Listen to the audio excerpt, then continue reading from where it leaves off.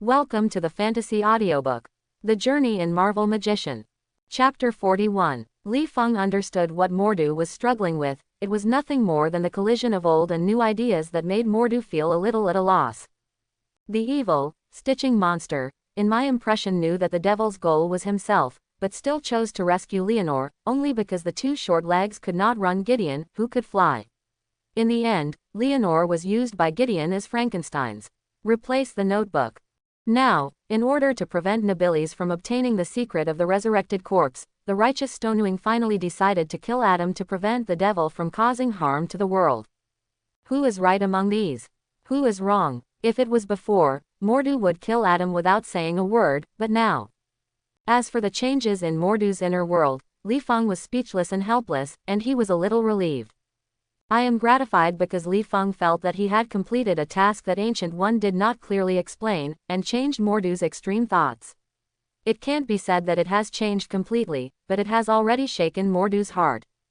Silent, because when is the time now? The Stonewing beast is about to find the devil's lair and kill it, but Mordu doubts life at this time. Patting Mordu on the shoulder, Li Feng smiled and said, "Since God allows Adam to exist in his hometown, it means that he has other arrangements for Adam. How can he easily let Stonewing beast kill him? If you haven't figured it out, maybe you should sort it out." The magic weapon enters the devil's lair, venting the confused emotions. Mordu thought for a while, raised his head and said to Li Feng, "Perhaps, but I do want to kill some demons to calm down my mood." After that, Mordor got up and walked out of the room, preparing some props to better hunt the devil.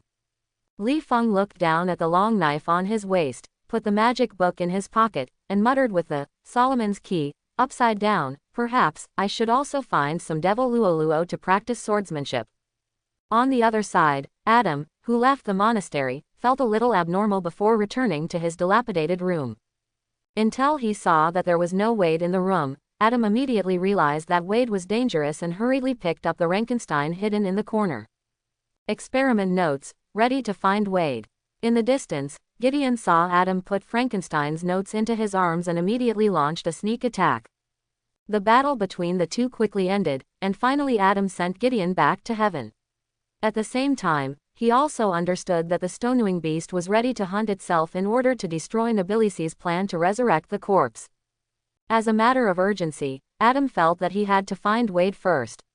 After all, Wade was the first partner he recognized, and he needed to protect Wade's safety. Adam, who hurried to the devil's lair, easily found the clue that Wade had been to the devil's lair. Adam understands that there are too many demons in the devil's lair, and he is looking for death by breaking into a fight alone. He needs allies. Originally, the enemy's enemy was the best ally, but now, the Stonewing beast is clearly on the hostile list, but Adam still puts his idea on the Stonewing beast. From the heart, Adam still hopes that the two will die together, and save the two. Fang Renma came to kill him when he was fine. After burning Frankenstein's experimental notes, Adam deliberately let the Stonewing beast find himself, preparing to lead the Stonewing beast to the devil's lair. Li Feng, who was waiting for news in the hall with the same equipment as Mordu, saw a Stonewing beast rushing into the hall and said to Leonore, "Queen, I found the monster."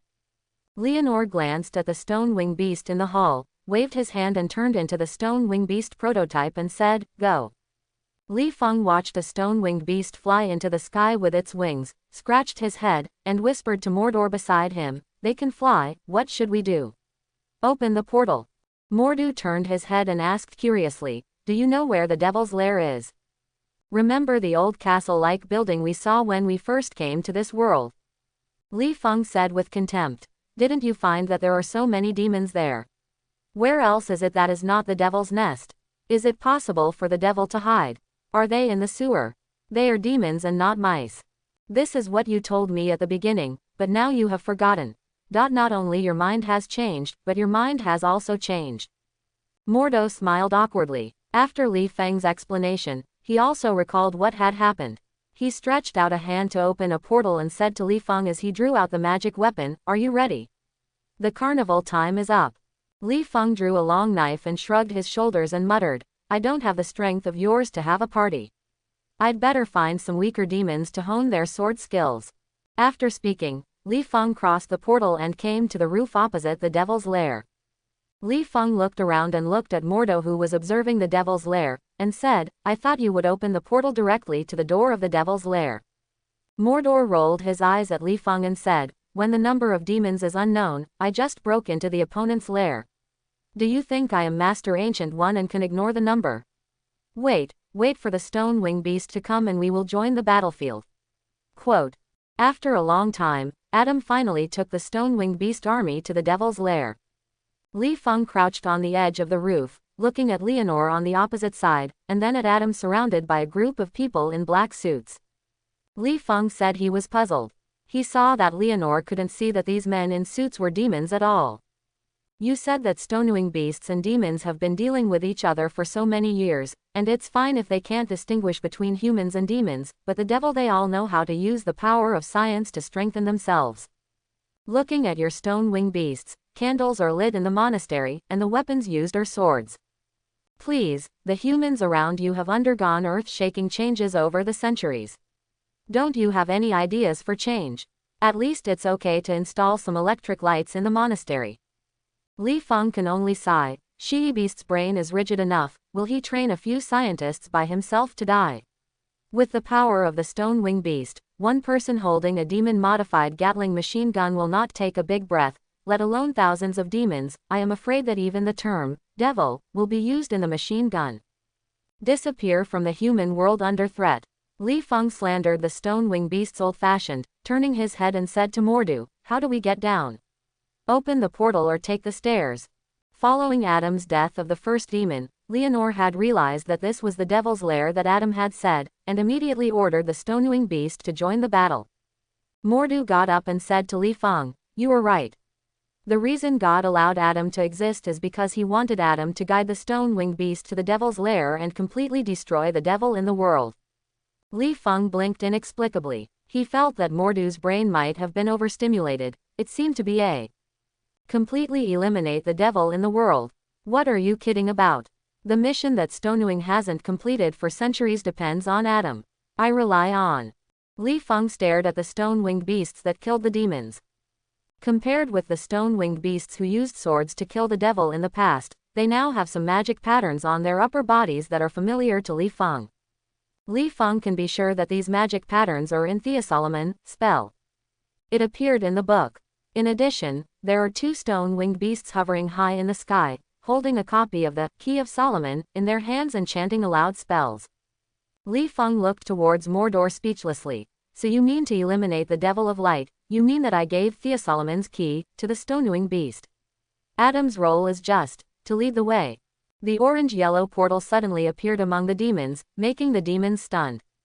They raised their heads and looked at the two stone-winged beasts who were chanting, thinking, what's the situation? It's chanting again and it's a circle of light. Stonewing beast doesn't play with swords and magic. When did the boss tell us?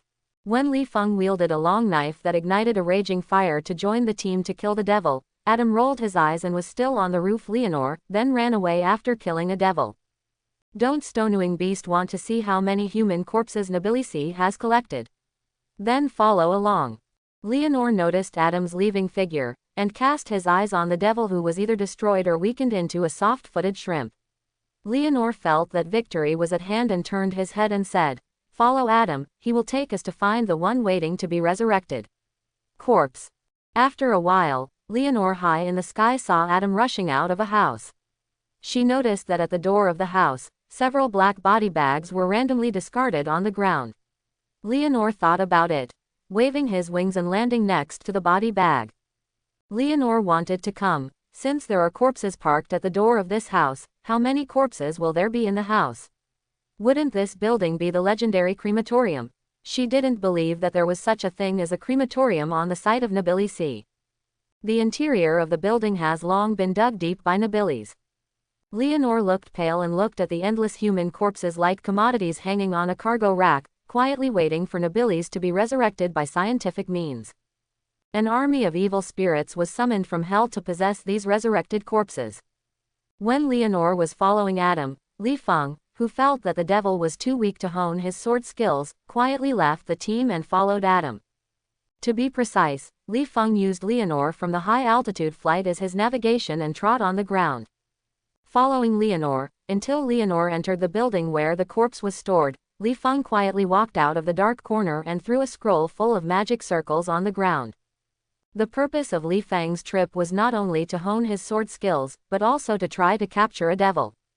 Originally, when he killed the devil with the stonewing beast, Li Feng had a chance to capture a devil, but Li Feng was not sure after he did so.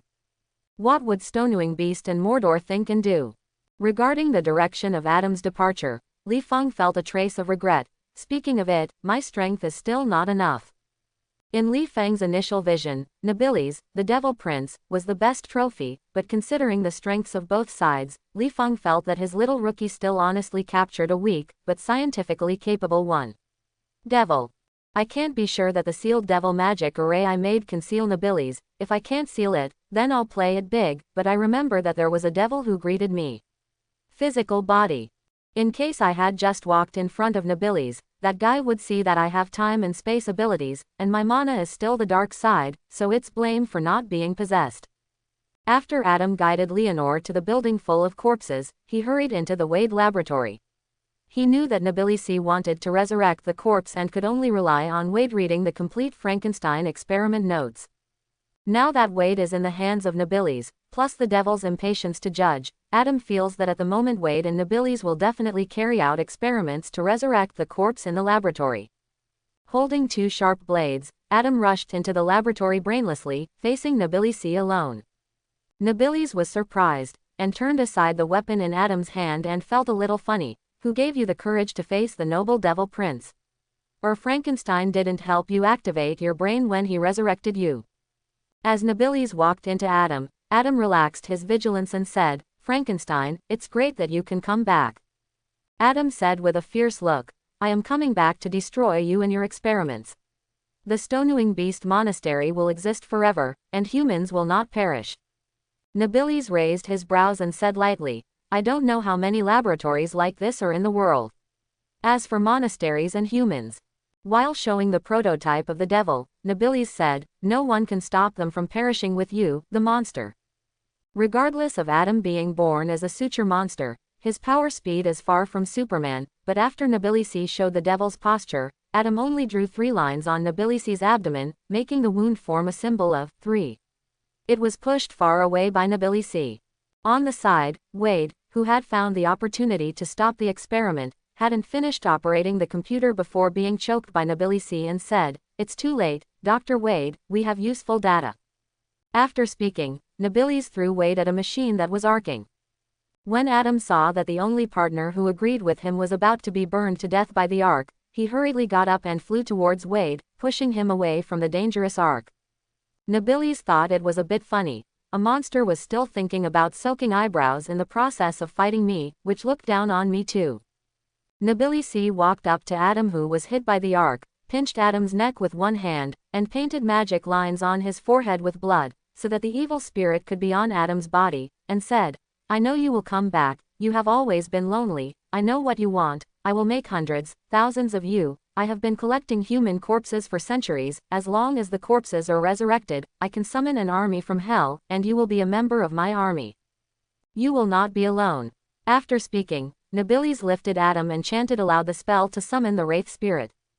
On the other side, as soon as Li Feng laid the scrolls and hid them, he saw an old man with dry skin and gray hair, wearing a simple biochemical protective suit, holding a mobile hard disk and hurriedly walking out of the building. Li Feng grinned silently, and while walking out of the hiding place, he stretched out his hand and snapped his fingers, only to see that the rule glass wall instantly appeared in front of the old man. The old man was stunned, looking back at the long knife in Li Feng's hand, pretending to be panicked, and said, Who are you? I'm just an old man who takes care of the corpse, please let me go. Li Feng pointed to the unruly glass walls around and said, This is a mirrored space. Without my permission, you will not be able to get out in your life, let alone go back to hell. Pointing to the scroll on the ground again, he said, Now I give you 2 choices, either go into the seal on your own initiative, or be crippled by me, and then sealed by me. The old man clearly knew that Stonewing Beast could not see the real body of the devil. He felt that the young man with a small belly in front of him could not see whether he was a devil or a human. As for the seal, he was just fooling himself. Thinking of this, the old man said with a bitter face and trembling, "I don't know what you are talking about."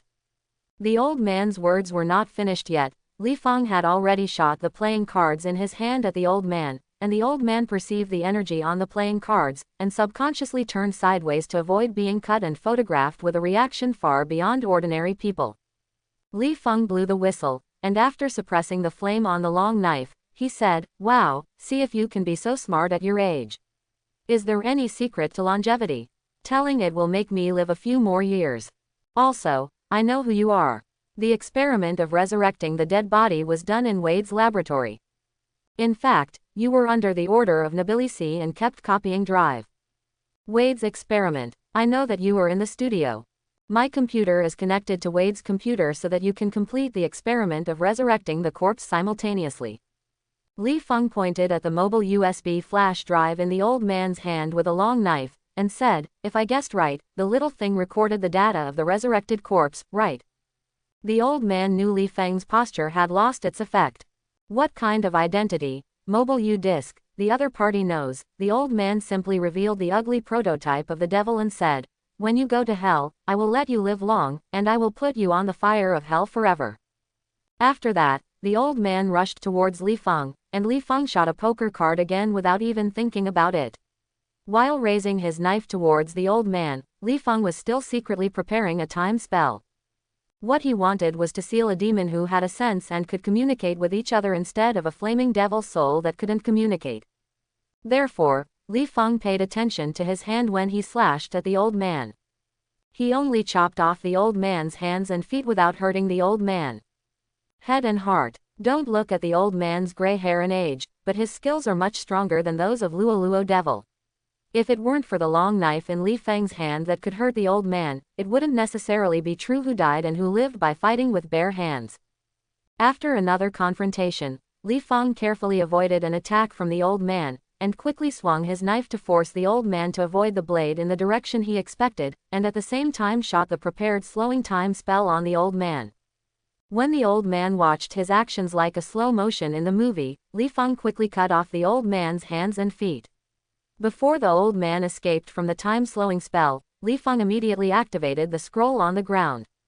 Under Li Feng's control, an inexplicable suction from the scroll sucked the dull old man into the scroll. Seeing that the old man had been sealed, Li Feng let out a long sigh of relief, picked up the mobile U-disc on the ground, tied the scroll and hid it in his arms. As soon as Li Feng opened the portal and walked out of the mirrored space, he saw the red light in the building in front of him. Li Feng was stunned, and then he said, "A red light represents an evil spirit. Don't look at you although there are many, but there is Harry Use. Don't you know that Leonore and the others now have a copy of Thiki of Solomon? Are you going to the world roar to breathe air for a few seconds before being sent back to hell?" Before Li Feng finished complaining, he vaguely heard a stone-winged beast in the building chanting the spell on Solomon's key, loudly. After a while, Li Feng, who was sitting on the steps of the gate to recover his mana, felt something was wrong. Although the stone-winged beast spell wiped out many weak wraiths, some powerful wraiths still constantly emerged from hell. Li Feng instantly understood what was going on. Solomon's key, in Stonewing Beast's hand, was a copy after all. Compared with the original work containing magic power, the ability of the spell was weakened a lot. Thinking of this, Li Feng got up and ran into the building, looking for Leonore's figure, holding up the original version of Solomon's key in his hand, and shouting, "Queen Leonore, take Solomon's key, and recite the spell." Quote. Leonore, who was busy destroying the corpses to prevent these corpses from being possessed by the devil, suddenly heard Li Feng's voice, and subconsciously looked at the book in Li Feng's hand. Go to the page of restraining evil spirits. Soon, Leonore held the Solomon's key in both hands and chanted a spell on the fireball representing the soul of the devil. The first person holding Thiki of Solomon to recite the mantra was Ophir. Li Feng remembered that when he was chanting the mantra, his whole body turned from gray to white, and the mantra of the stone-winged beast queen in front of him was extraordinary. The first is holiness. I don't know why. Li Feng looked at Leonore who was chanting the curse, and he felt that Leonore was the most beautiful woman in the world. The second is the change of Leonore's body. If Leonore in the form of the stone-winged beast can still see a bit of plaster appearance, now that the wings are slowly growing feathers, the skin has become crystal clear. At this moment, it seems that Leonore is no longer a stone-winged beast, but a real angel. After all, Li Feng is a magician with strong mental power, and when he sensed the strangeness, he immediately aimed his gaze at the corpse. While stretching out his hand to wipe the cold sweat on his forehead, Li Feng cursed in his heart. What kind of operation? Leonore has become the same as angel. How did you come out of temptation ability? I almost did it. Believe in religion, abandon the magician identity to become a pastor. The god of this world, too, is Leonore your daughter or granddaughter? Knowing that she is about to be besieged by evil spirits gave Leonore so much energy. Now let alone send these evil spirits to hell. I guess under this wave of energy, these evil spirits all stayed on the earth and turned into fly ashes. The problem is that the earth does not lack this little fertilizer. Can you please take back some of the energy? I was frightened. The energy God gave to Leonore made Li Feng, who used the dark energy, feel uncomfortable. He felt that God was not only preparing to destroy this wave of demons, but also preparing to destroy himself, Li Feng. The corner of his eye was slightly beating and turned and ran out of the building. There is no way in this place. Stay, I kindly send you Thea Solomon's key. Is it easy for me? Not long after running out of the building, 5 groups of huge amounts of soul fireballs soared into the sky, combined into a larger soul fireball in the air, and rushed to the underground of the building where the corpses were stored. The corner of Li Feng's mouth twitched, and he patted his chest and muttered to himself, Ma Dan, I almost forgot about this. What did Li Feng forget? He forgot that when Adam was about to be possessed by the evil spirit, the soul suddenly broke out of the shell and drove the evil spirit out of the body, and took a piece of metal on the ground to stab Nabilisi, and walked along Nabilisi's lower abdomen. Draw to the Adam's apple, causing Nabilisi's previous 3 symbol to become a Feng line symbol that restrains the devil. As soon as the Feng character sign was completed, Nabilis immediately turned into 5 soul fireballs and was sent to hell. As for why Nabilisi can be killed by drawing the Feng symbol, Li Feng said that the world rule is, what can he do? Nabilis deserves to be a distinguished prince among the demons, and the movement caused by going home is in line with his worth. The other demons have quietly turned into soul fireballs and found a hole to drill even if they went home. What about Nabilisi? I saw huge amounts of soul fireball destroying its own lair when returning to hell, and by the way, the evil spirits that were weakened into waste residue and survived by chance were pulled back to hell.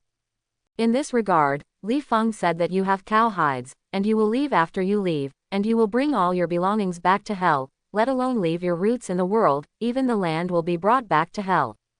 How to drop it? You bought the land with money and you are going to bring the land back to hell. You are still a noble prince, I think you are a poor man. Cursing his lips, Li Feng raised a middle finger at Nabilis in his heart. In other words, it is a nest that has been in business for many years. There should be a lot of good things in it. Originally, I was thinking about picking up something cheaper in your nest. Woolen cloth. How stingy. Although Nabilis was sent back to hell, Li Feng looked at Leonore, who was still holy and with crystal clear skin. His eyes twitched. The war is over, can your father or grandfather take back the energy? I looked shivering. Leonore vaguely understood that because of the energy given by God, he had evolved. Leonore curiously touched his feathered wings, and looked at Li Feng who was backing away in the distance. When he was about to return Thea Solomon's key, in his hand to Li Feng, what suddenly he sensed. Li Feng saw Leonore flying towards him first, then instantly turned and flew towards the hole created by Nabilis when he returned to hell. He stubbornly opened the portal to the monastery, and muttered, "This is to save." Come on Adam, if you say this is considered a beauty rescue hero, I just don't know if Adam, the stitching monster, can resist Leonore's majestic energy. If it can't hold it, it will be fun. As soon as he walked to the monastery with his front feet, Li Feng saw Mordu spinning around a suspected female stone-winged beast. The stone-winged beast being looked at seemed unable to bear Mordu's affectionate gaze, and he backed away in terror. Scratching his head, Li Feng walked to Mordu's side, raised his right hand to pat Mordu's shoulder, after thinking about it, put down his right hand, swallowed saliva, and asked in a low voice, "Mordu magician, don't tell me you were with the devil in the battle that stone-winged beast blocked for you or something." Your interpretation of the word partner appeared distorted, and you fell in love with that stone-winged beast. Maiden, if Mordu falls in love with a stone-winged beast, how can I explain to Ancient One when I go back? In case Mordu stays in this world and does not return to the Marvel world, Ancient One hasn't peeled my skin yet. But cross-species love should be true love. As for reproductive isolation, this is a problem. If reproductive isolation is solved, what species are the children born to Stonewings and Mordu? Stonewing beasts or stone in nature, is it a stone man? Mordu rolled his eyes at Li Feng, pointed to the wound on the Stonewing beast and said, "Look. That's your wife, it's not so good for me to see it for free." Li Feng smirked while looking at the Stonewing beast in the direction that Mordu pointed. There are some magic patterns on the Stonewing beast. Although Li Feng did not understand the effect of these magic patterns, he saw that the wounds on the Stonewing beast were recovering at a speed visible to the naked eye, and he had probably had a few magic patterns in his heart. Staring, Li Feng found that he seemed to have underestimated the effect of Theosolomon's key. How long had this book been in the hands of Stonewing Beast? Stonewing Beast played the magic pattern on the book. If Stonewing Beast researched and cured thoroughly Magiweave, or all Stonewing Beasts becoming a beast version of Wolverine? This is just a healing magic pattern, if you engrave the destructive magic pattern all over your body. After Li Feng silently put wax on the devil in this world, he said, "I will go back to the room to restore mana, and you can slowly study the magic lines by yourself." For a long time, Li Feng, who was sitting on the bedside to recover his mana, took out the hip flask with holy water and took a careful sip. I don't know if the holy water of this world will turn into poisonous water after passing through the gate. After all, the rules of different worlds are different. Shaking the flask, Li Feng estimated that the holy water in the flask was enough to drink for a few days. Calculated by the consumption of 1 sip per day, it would take about 10 days to drink it all, so I'd better stay in this world for 10 days. Back to the Marvel world. It's just that Li Feng thinks that he has no money or friends in this world. If he doesn't want to be on the streets like a tramp, he can only stay in the Stonewing Beast Monastery, and then face Leonore that exudes holy glory all day. Li Feng scratched his eyebrows, thinking, should I just wander on the street?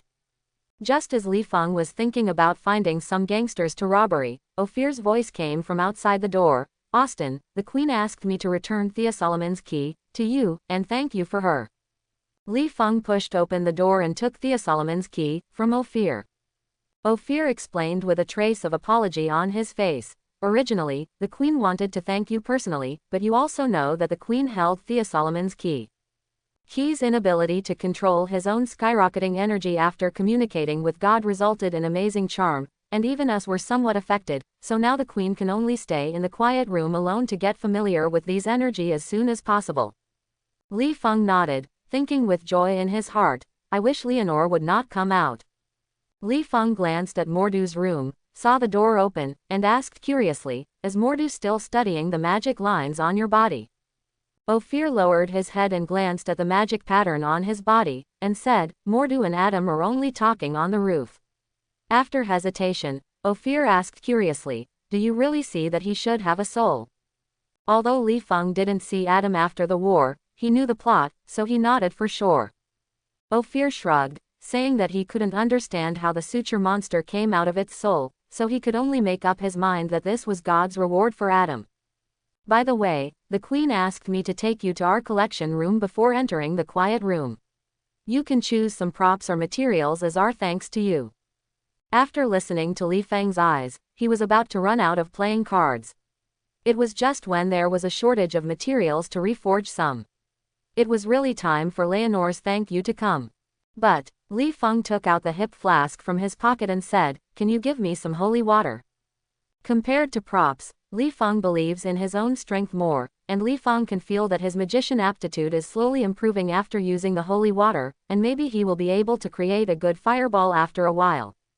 Ophir knew how cumbersome the process of making the holy water drunk by Li Feng was, how precious the materials were, and there were not many stocks in the monastery, so he shook his head regretfully and said, "I need to tell the Queen to get back to you." Pointing to Li Feng's flat flask, Ophir continued, "If you want to continue using the holy water, I advise you to forget it. I don't know if you have heard of drug resistance. These special holy waters will also let you use it. You have resistance. When the Queen gave you holy water, she has already calculated the amount you can bear. Therefore, Even more holy water can't help you purify your mind and improve your magician aptitude. If you want to use holy water to deal with evil creatures, when I did not say. Li Feng was stunned, and it was right to think about it. If the holy water can infinitely improve the magician aptitude, he still considers staying in this world and raises his aptitude to the point where the gods are drooling before leaving. Waved his hand, Li Feng signaled that he did not want holy water. After reporting some common magic materials to Ophir, he turned and went back to the room to study the spells on Thiki of Solomon. As for the devil sealed in the scroll, Li Feng didn't have his brain drawn. Talk to the devil in the monastery, and hide in the mirrored space. 10 days later, Li Feng sat cross-legged on the training ground where the stone wing beast was practicing martial arts, and drank his last sip of holy water. After a long time, Li Feng, who was perceiving the change in power, stood up suddenly, and while slowly raising his right hand, a football file-size fireball suddenly appeared in his palm. With a grin, Li Feng waved his right hand, allowing the fireball in his palm to rotate around him a few times and then shoot at an arrow target 50 meters away, but the fireball flew away from the edge of the target, and dissipated when it was about 100 meters away, in the air. Li Feng scratched his eyebrows and muttered to himself, "While the holy water purifies my mind, it also helps me strengthen my mental power. So now I can accurately control the fireball within 15 meters, so that it can automatically track the fireball at 15 meters, but over 15 meters, you can only aim in advance and let the fireball shoot at the enemy along a fixed trajectory, but the flight speed of the fireball is a bit slow, similar to a bow and arrow. In the Marvel world, there are too many people who can avoid the bow and arrow. Calculating the time, it's time to return to the Marvel world, but after I went back, I was a bit busy. First, I forged some mana-saving playing cards, and then practiced the accuracy of the fireball and the strength of the fireball's rate of fire.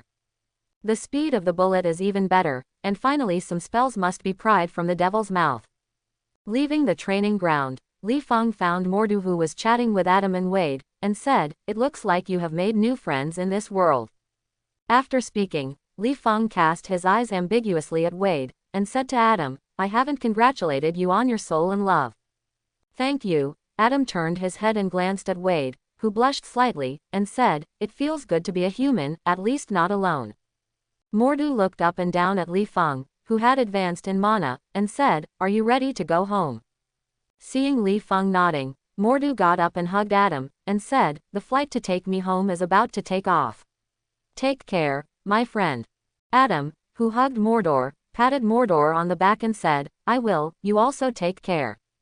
When Li Feng and Mordu went back to their rooms to sort their luggage, Ophir hurriedly found Li Feng, handed Li Feng a scroll and a wooden box with weak energy fluctuations, and said, "The queen knows that you are going to leave.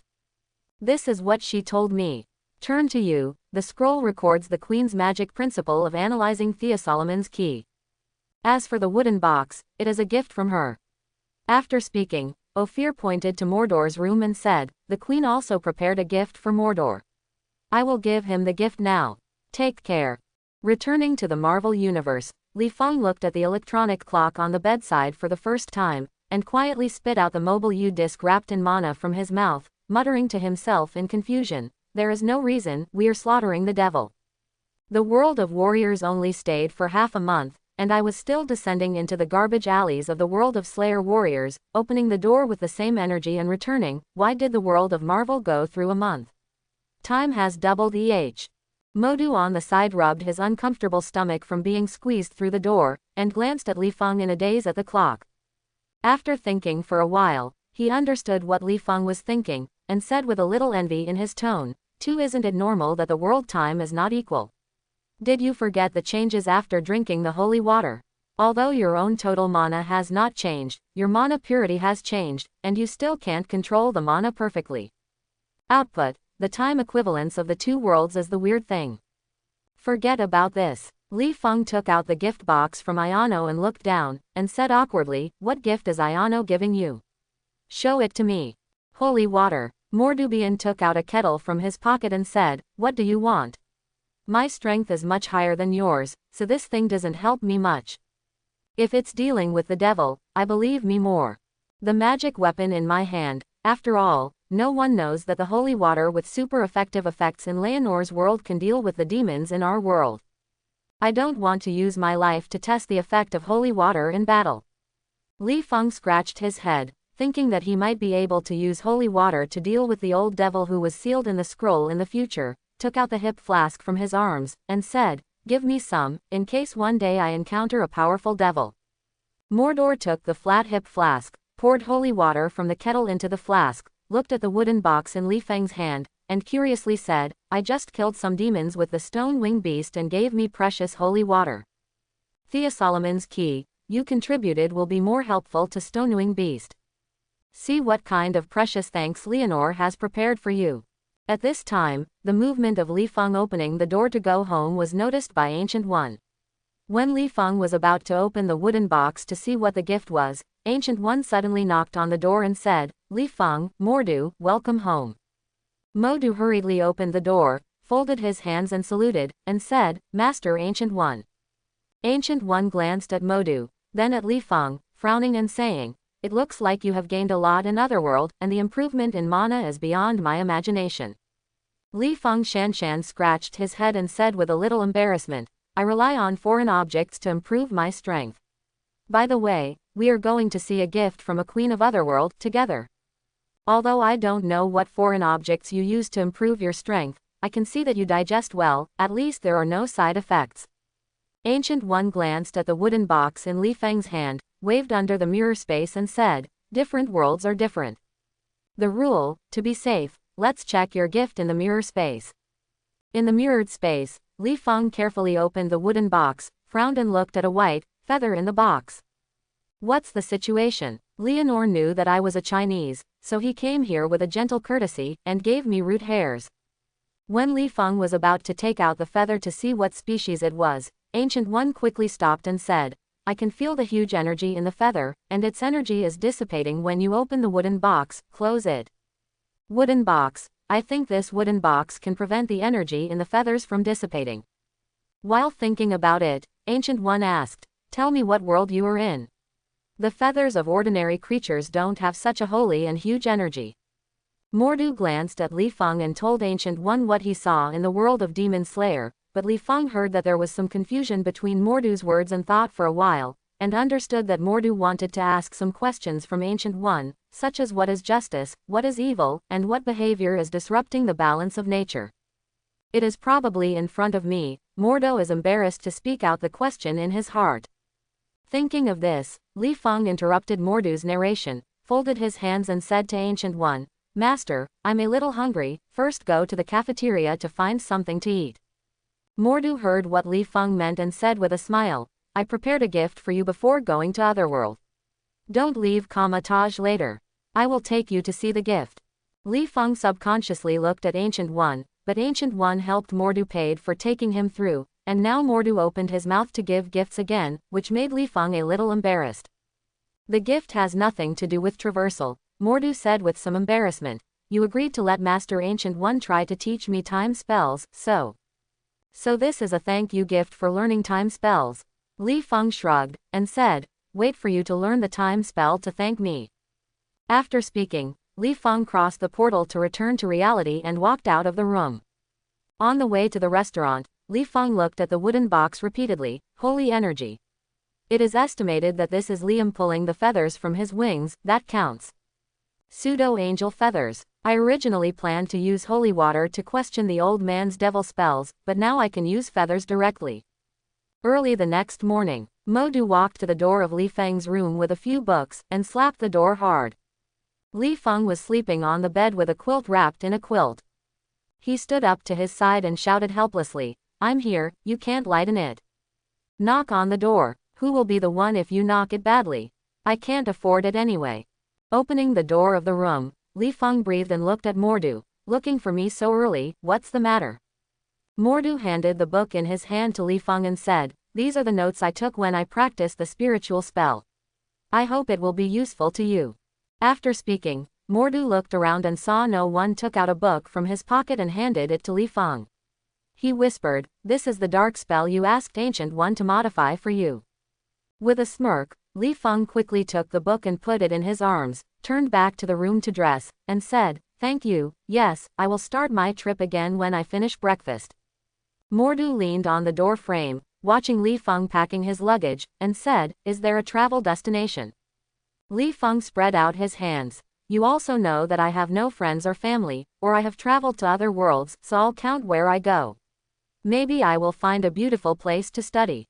Speaking of this, Li Feng patted his chest, showing what he was going to do with it. Mordu understood that it was Li Feng preparing to find a hidden place to study dark spells. Although it is dangerous to study dark spells, it is more dangerous to study dark spells in Kamatage. After all, there are magicians who are sensitive to energy. Mordor nodded to express understanding, and said, "I'm sending you to New York, just to give you a gift. Don't be too busy to refuse. Trust me, you will like my gift." Li Feng turned his head to look at Mordu, pointed to books about spirits, and said, "What gift is so mysterious? More precious than these books?" "It's not precious," Mordu said, "you'll know then." "Okay, then I'll know." Li Feng shrugged and said, "I'm looking forward to it." After eating breakfast, Mordor brought Li Feng to New York through the Holy Place portal. As soon as the two walked out of the portal, Daniel, who guarded the Holy Place, walked in front of them and said, "Mordor, long time no see, and you, Feng Li, is otherworld fun." Li Feng was stunned. "How do I feel that Kamatage's magician knows that I will cross?" Li Feng didn't say anything. Mordu rubbed his eyebrows and explained to Li Feng, "Don't worry, the only thing you can go through is Ancient One, and I and Daniel know." Then, Mordo smiled bitterly at Daniel again, "You'll know if you try it. I throw all my 3 views on the ground, and I can't fight back. I don't have much interest in traveling through anything. I have seen quite a few magical creatures in outer space during the period when I was guarding the Holy Place." Daniel didn't know what Mordor had gone through. He wanted to be curious to ask what happened that led to the change in the 3 views. He just watched Li Feng carrying his bulging luggage and guessed, "Are you leaving Kamatage?" Before Li Feng could explain, Mordu said, "There is a saying in the heavens that it is better to travel thousands of miles to read thousands of books." Li Feng is going to practice magic while traveling. Daniel turned sideways to clear the road, and smiled thoughtfully. "I understand now why you bought a RV, is it for Li Feng?" "RV. Li Feng turned his head to look at Mordu. "The gift you said was RV." Mordor rolled his eyes at Daniel and said, "I originally wanted to give Li Feng a surprise, but now it's fine. You said it in advance, and there are no surprises." Daniel spread his hands and said, "Well, my fault," blinked at Li Feng again, and said, "I hope you will like that caravan." After speaking, Daniel left after saluting. Leaving the Holy Place, Mordo took Li Feng to a parking lot not far from the Holy Place, took out the car key from his pocket, pointed to a new small luxury car, and said, "I heard you before. I want to have my own RV. Although the surprise was destroyed by Daniel, I still hope you like this gift." Li Feng smiled and took the key, walked around the RV, opened the door and walked into the car. The space of a small RV is not good, but it is enough for the single Li Feng, and Li Feng believes that sooner or later he will find the space spell. After changing the RV magic, don't look at my RV. The exterior is small and can't fit a few people, but the interior can raise whales. Seeing that the kitchen, bedroom, and bathroom in the RV should be complete, Li Feng sat in the driver's seat after checking one by one, and said to Mordu outside the window, "I like the present very much, thank you buddy." Seeing that Li Feng had started the RV, Mordo waved goodbye and cleared the road, and said, "Kamatage welcomes you back at any time."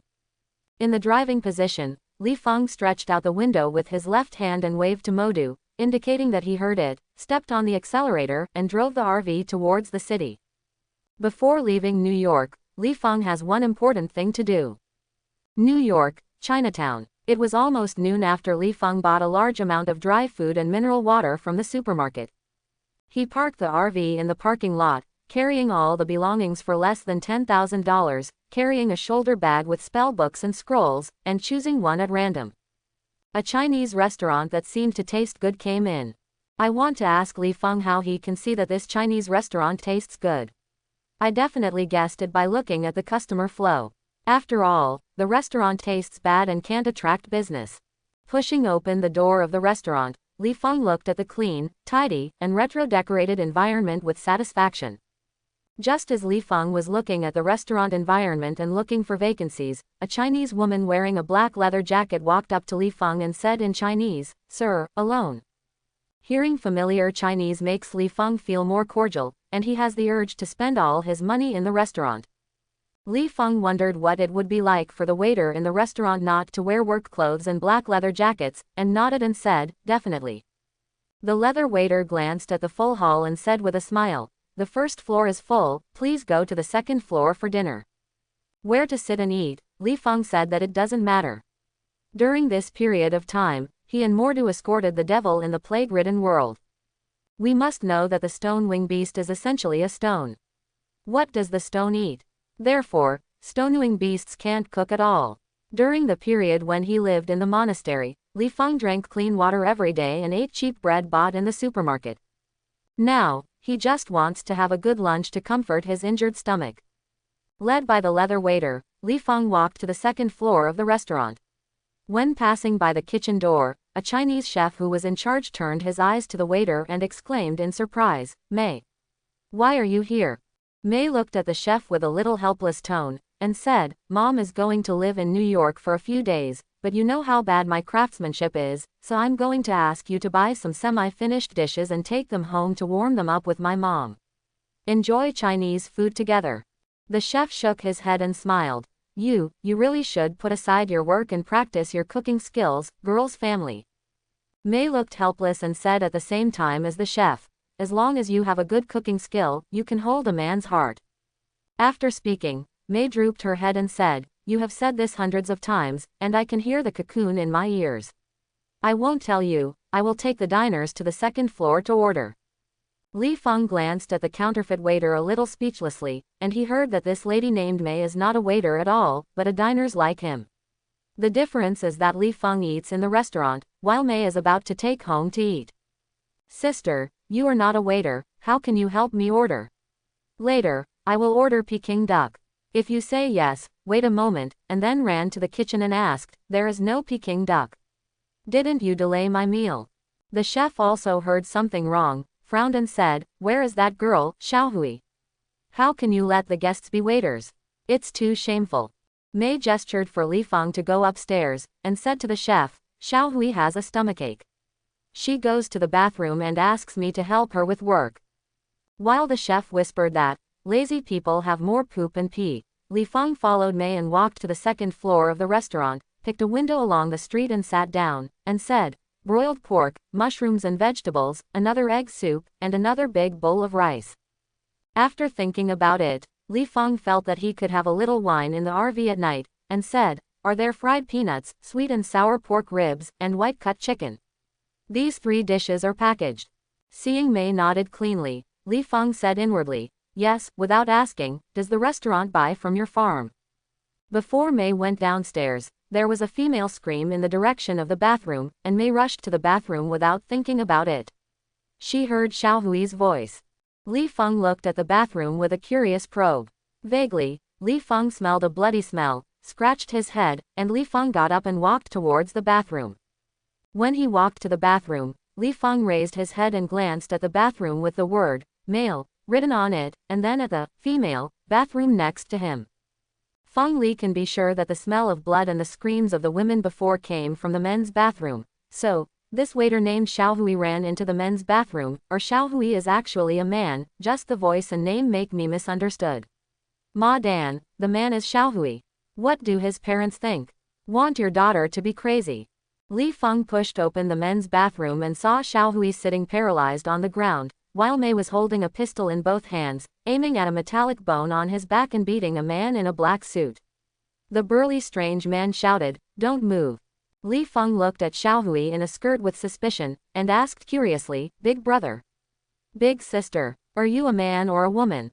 Xiaohui. Mei rolled his eyes at Li Feng with a look of caring for the mentally retarded, and said, "Call an ambulance." After speaking, Mei put the pistol back into the gun bag, rubbed his fists, and gritted his teeth as he walked to the strange man and said, "I want you to stop and hear." The strange man didn't seem to hear what Mei was yelling at all. He still had his eyes red, and concentrated on beating the man in the suit who had been motionless on the ground. This weird man is chewing shawarma, can't stop it. Li Feng originally thought he could see a fight scene between a beauty and beast, and then his handsome hero saved the beauty. As a result, what did he see? I saw Mei squatted up and hit the strange man's cheek with a fierce punch, and then Li Feng looked at the strange man in a coma with contempt, and couldn't help but spit out in his heart. Seeing you ignoring the plum holding the gun, and the bones on your back, I thought you had the blood and blood of the bones and the boundaries, and the art was high and bold. It's big. As a result, you are a weak scum, so easily knocked out by a woman. It's not right. I don't think that the burly man looks like a weak chicken, so it should be said that Mei's fists are hard enough. By the way, Sister Mei, what kind of boxing do you practice? I want to learn. Li Feng quietly cast a spell to look at the spirit body of the strange man while slandering. He blamed such obvious features on the man. If Li Feng could not recognize this as a stranger, would it be true that all these years of Marvel movies were for nothing? After the meeting, Li Feng whispered and whispered, it is said that the alien's genes are defective. According to the principle that the body and the soul are closely related, so once the alien is activated, the soul will also be affected. Scratching his head, Li Feng curled his mouth and thought, so I saw that this strange person's spirit body was as colorful as a rainbow, but the color was a little dim, just like a color-weakened patient watching a rainbow. Mei took out the handcuffs from her back and cuffed the hands of the foreigner. While checking whether the man in the suit was dead, she shouted to Li Feng with bad words, I asked you to call an ambulance, didn't you hear it? Li Feng glanced at the man in the suit. He had already seen that this guy's spiritual body was beginning to dissipate. This was the imagination of Deadman. He slandered in his heart, what kind of ambulance, just hit the morgue. Spreading his hands, Li Feng said innocently with his eyes, I don't have a phone, you can search me if you don't believe me. Mei had found that the man in the suit was out of help, gritted her teeth and cast Li Feng in her eyes, and said, please leave the bathroom. Li Feng curled his lips and said disdainfully, leave as soon as you leave, but can you help me prepare the food first? Otherwise, there will be a corpse in the restaurant, or starve to death. A dinner starved to death in the restaurant. How do you explain that the Daily News will report? Mei feels like she is going crazy. Who is this? Can she eat in a restaurant with peace of mind after seeing the dead body? Let's not talk about food or not, it's only strange that the restaurant can be open normally. Mei was too lazy to talk to Li Feng. After holding his gun to let Li Feng leave the bathroom, he took out his mobile phone to make a call and said, Sir, you'd better come to Chinatown. I will send you the address. The man opens your eyes. Mei put down the phone, helped Xiaohui and said, you go out for a glass of water first, but don't leave the restaurant. My colleague will be there soon. Mei helped Xiaohui walk out of the restaurant, subconsciously trying to find Li Feng, but there was still Li Feng in the restaurant. Oops, Mei's eyes almost ignited in anger, and he muttered fiercely and silently, this guy said in front of me that he was hungry and waiting to eat. It was all a lie to me. He just wanted me to subconsciously think he would stay in the restaurant. It turned out to be buggy long ago. Li Feng is not stupid. He is foolishly waiting in the restaurant knowing that there is a murder case of another person in the restaurant, but he knows that it is not the police who will be waiting, but S.H.I.E.L.D.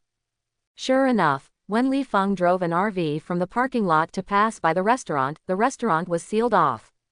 There were several black SUVs parked at the door, and several soldiers in helmets and heavily armed, and several in biochemical suits got out of the car. Scientific research personnel holding instruments to scan everywhere. The sharp-eyed Li Feng also saw Fury with hair, but compared to the last time we met, Fury now wears a blindfold and becomes a one-eyed man. Li Feng sprinted towards the suburbs with a kick of the accelerator, while slandering, well, let's get your hair straightened. You are the non-chief in my mind. Fury felt that someone was looking at him when Li Feng passed by, and looked around subconsciously. After a while, Fury frowned and walked into the second floor of the restaurant without notice. Seeing Mei was comforting the waiter, Fury patted her palms and instructed Yi Mei to come over and report the specific situation. As for Xiaohui, there is definitely a professional psychological staff to guide her, at least to ensure that Xiaohui will not talk about what she saw today. In the corner of the dining room, after Mei told Fury in detail what happened in the bathroom, she didn't know whether to tell Fury about Li Feng. From a certain point of view, Li Feng is really suspicious. First of all, he was calm when he saw the corpse. In the short conversation between the two of them, Mei also found that Li Feng did not seem to be curious about the weird man, but gave her a kind of strangeness. No strange feeling. This is very abnormal. When ordinary people see such a weird human being, not to mention yelling like Xiaohui, but at least giving a scared expression is normal operation. Fury saw Mei's hesitation, and asked, anything else? After thinking about it, Mei told Fury about Li Feng's performance. When Mei finished describing Li Feng's dress and appearance, Fury squinted and said, you said he is of Chinese origin and has a small belly. Seeing Mei nodded and admitted, Fury took out a sticky note from his pocket, quickly drew a sketch of Li Feng, and asked, is this person? He wears slippers, the most impressive thing. By the way, he wears slippers today. Mei nodded and said, it's this person. She was a little curious. Listening to Fury's tone, the two not only knew each other, but were also very familiar with each other, but what impressed me the most was what it meant to wear slippers. Is it a personal quirk? Mei said with some doubts, he doesn't wear slippers, but a pair of boots. The corners of Fury's mouth curled up slightly. When we returned to the Kree cruise ship and didn't find your body, I knew you were still alive, but replaced your slippers with boots. Does this mean that your taste is evolving? Still know that I called you Roar in the file as a man in slippers, so I wear boots now, so that I can take time to change the name in the file to man in boots. Mei hesitation, and asked, sir, do you need to call up his monitor to check his whereabouts? Definitely, Fury whispered, but only you and I know this. Mei thought for a while, nodded and said, I use the excuse of investigating how the man with crooked bones entered the restaurant, and see if I can find it from the surveillance, small belly. A good excuse, Fury smiled. But how did Austin say you are Chinese like you? I don't know if you call Roar that way, he will be mad. You are really familiar with it, otherwise, how do you know that he hates how people call Roar him? Mei squinted, pointed at the unconscious supernatural person, and whispered, this Austin is just like him. A capable person. I want to find him as soon as possible before he loses control, so as not to injure innocent people. Fury raised his brows, thought for a while, shook his head and said, maybe, it's complicated to talk about. To be honest, I hope he is a stranger. In fact, Fury is not sure if Li Feng is a supernatural person, but more guesses that Li Feng is an alien with human skin. There are many reasons for this speculation. First, when Fury returned to the Kree cruise ship, he found that the elite Kree troops slaughtered by Carol had a lot less equipment. Scientists in the Bureau are still deciphering the Kree's technology and inspecting these weapons when they carry germs. And the scientists in the Bureau have proved that some weapons are not usable by humans at all, and Li Feng actually stole the alien equipment with the courage. Does this mean that Li Feng knows how to use these alien weapons? Also, although the green-skinned Taros said that there were no spaceships on the cruise ship, Fury felt that because he could not find Li Feng, he had reason to guess that Li Feng was driving the spacecraft back to the Earth or leaving the Earth. According to the data, people on Earth who can't even fly a plane will suddenly pilot an alien spacecraft. Doesn't this also mean that Li Feng is an alien? Finally, there is another reason why Li Feng is an alien. When it was placed on his desk and showed that Li Feng was just an ordinary human data, Fury suddenly thought about it. His Homeland Strategic Defense Attack and Logistics Security Bureau claimed to be able to check it with only a mouse. An organization where the 18 generations of mouse ancestors have made holes. Now what? Is the ordinary Li Feng in the information really the Austin he met? This is completely two people. I am afraid that the Austin I saw was an alien pretending to be. Fury recalled that he spent a lot of energy mobilizing resources in the Bureau to find Li Feng's figure, but he couldn't even find the other person's shadow, which made him feel that Li Feng was actually flying in space when he was on the Kree cruise ship. The ship left the Earth. As a result, when he was about to give up searching for Li Feng suddenly appeared in New York. Fury felt that the opportunity was rare. Because whether it is Li Feng himself using alien weapons or bringing these alien weapons into the black market, Fury needs to know the whereabouts of these alien weapons, and ask which planet Li Feng belongs to and where he came to the Earth. This is he can't escape the duties. However, considering the kindness of Li Feng and the force of single-handedly rescued Talos, Fury felt that he could bring the same powerful May to meet the suspected alien, but wearing the Li Feng skin of Austin. After a while, May was holding a bunch of materials in her hand, and hurried to Fury, who was sitting at the table drinking a drink, and said, "Sir, a good news and a bad news, which one do you want to hear first?" Fury held his forehead with one hand, curled the corner of his mouth and said, "First come the bad news, at least there will be good news to treat my little heart later." May shrugged and said, "Although the profile of the guy with the long skeleton back was found, it disappeared strangely during the escort." "Weird." Fury rubbed his eyebrows and asked, "Weirder than his sudden exoskeleton?" May handed the information in her hand to Fury, and said, "There are 3 vehicles in the convoy escorting the supernatural person. Among them, the sealed car holding the supernatural person is in the middle of the team. 4 soldiers who were in the carriage disappeared together. The people at the base found no signs of fighting after inspecting the sealed car, and during the escort, the monitoring of the rear car of the sealed car showed that the vehicle holding the supernatural person was silent, and even a bit of turbulence did not occur. The saddest thing is that we haven't even collected the DNA of the supernatural beings." Fury flipped over the data in front of him and said, "That is to say, we only collect data when the supernatural person is still in the normal range." "Yes, sir. This news is really bad enough." Fury took a deep breath, closed the information and threw it on the desktop. What he wants to know is when and where the other party became a supernatural person. Obviously, the pile of information in front of him can't give him an answer. In addition, he can check the information at any time, so there is no need to waste it here. Time is up. After taking a sip of the drink, Fury said, "Now tell me the good news, so that I can have a good mood to take home before work." May looked around and whispered, "I'm afraid you are still a long time away from work. I have tracked Austin's whereabouts. He is now driving a motorhome on the highway and looks like he is about to leave New York." Fury stood up and motioned for May to leave the restaurant with herself, and said, "This is good news. It's good news that I'm going to work overtime. By the way, you said that my belly ordered fried peanuts for takeaway." Seeing May Tan nodded, Fury, who had not walked out of the restaurant, suddenly said to Phil Coulson, who was standing at the door as a doorman, "Help me buy some fried peanuts, sweet and sour pork ribs and white-cut chicken." "May, I know the turkey black-bone chicken. But what kind of chicken is the white-cut chicken?" On the side, May, who had amazing cooking skills, said in a slightly uncertain tone, "Sir, white-cut chicken is chicken cooked in boiled water." After thinking about it, May added, "And these dishes are all Chinese dishes. Wine and food."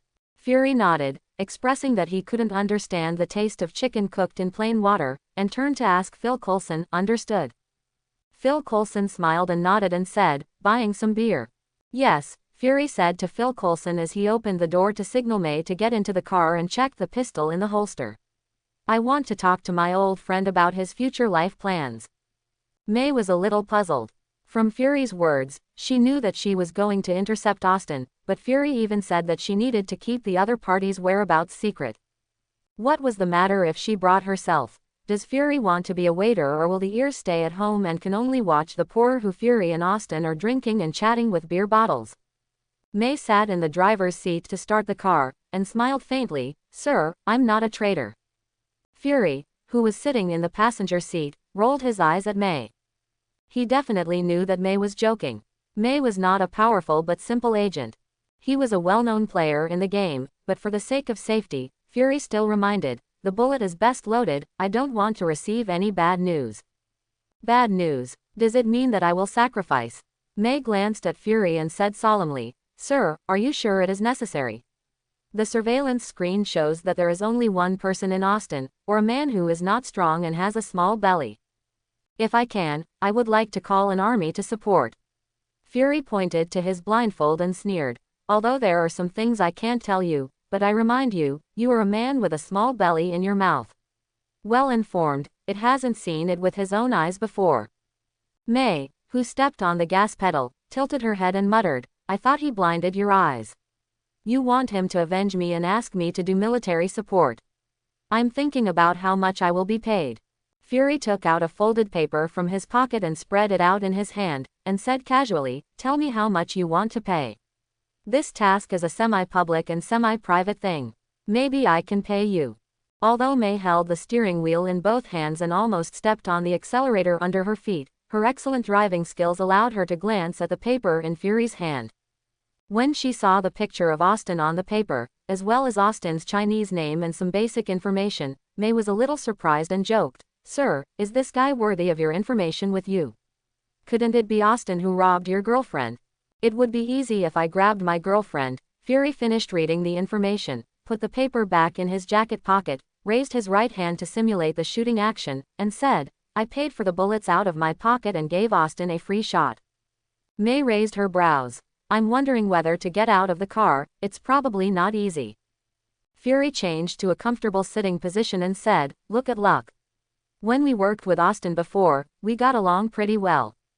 May squinted her eyes. Although Fury didn't say much, she still heard some basic information, such as Austin is a dangerous man. Fury carried Austin's information with him because Fury couldn't find the matching suspicious points in the information. This is very telling. Is the person who can deal with Fury and let Fury be deflated as the average person shown in the information? Who believes in who is a fool? On a highway in New York. Don't ask where it is or what kind of highway it is. Li Feng said he didn't know. He just drove along the road with the least traffic to the suburbs. As for where he was going, he hadn't decided yet. Perhaps it is to find a beautiful place to digest the gains of these several journeys, such as practicing the spells on Thiki of Solomon, or practicing the dark spells modified by Ancient One, or finding a place where no one is inhabited by birds. Interrogate the devil in the lower scroll to see if you can blackmail the devil's spell. Li Feng hummed a song without a note in the tune, parked the RV in the gas station on the side of the road, picked up the shoulder bag in the passenger seat and walked into the convenience store of the gas station. No way, Li Feng left the restaurant in Chinatown without having lunch, and now he feels panicked with hunger after running out of New York City. If there is no food in the convenience store here, he opens the portal to a place Kaldibaiming, where there is a creature called Kun, and Li Feng feels that he can eat one at a time without any seasoning. The raw swallow. Just when Li Feng entered the convenience store and ate like a hungry ghost, he drove the car out of the plane and looked like May, and finally saw the RV stopped at the gas station. May pointed to the RV and asked, "Sir, what do you do now?" Fury pushed the car door, pointed at the communicator in the cochlea while adjusting his collar, and said, "You are ready to respond in the car, and if something is wrong, you will immediately contact the Bureau and ask them to send fighter jets to support, and if necessary, from the air. Hit Austin." May was stunned, and when he pulled out the pistol, the corners of his mouth twitched and said, "Sir, what you said is a bit exaggerated, but also fighters. Why don't you say that you send tank troops to support?" Fury turned his head to look at May, curled his mouth, and said, "If necessary, you can contact the tank unit." May, I didn't do it like that. It makes me feel like a world war is about to break out. Fury, no matter what May thinks, he only knows that if Austin is really an alien, or an alien with an intrusive mind, then there is a real possibility of a war, or a star-level war. Don't talk about tanks then. Nuclear weapons are thrown as hard as dumplings. Walking straight to the front of the RV, Fury skillfully opened the door with a pin, got into the car on his own, and quietly waited for Li Feng to return. At the moment, the dining table in front of Li Feng was in a mess. Before he left, Li Feng was still burping, carrying a box of canned beer and returning to the car, preparing to get a chicken or rabbit at night for a barbecue. Opening the car door, Li Feng dropped the beer and shoulder bag in the passenger seat. Before starting the car, Li Feng felt a pistol on the back of his head. Li Feng quietly mobilized his mana to do a good job of protection, and looked through the rearview mirror to see which one did not have eyes that dared to rob a magician. In the rearview mirror, Fury raised his pistol and said with a faint smile, "It's been a long time since I saw Austin. Mr. Greenskin asked me to greet you for him." When Li Feng knew that Fury was pointing the gun at him, he heaved a sigh of relief. He stretched out his right hand and raised his middle finger to Fury.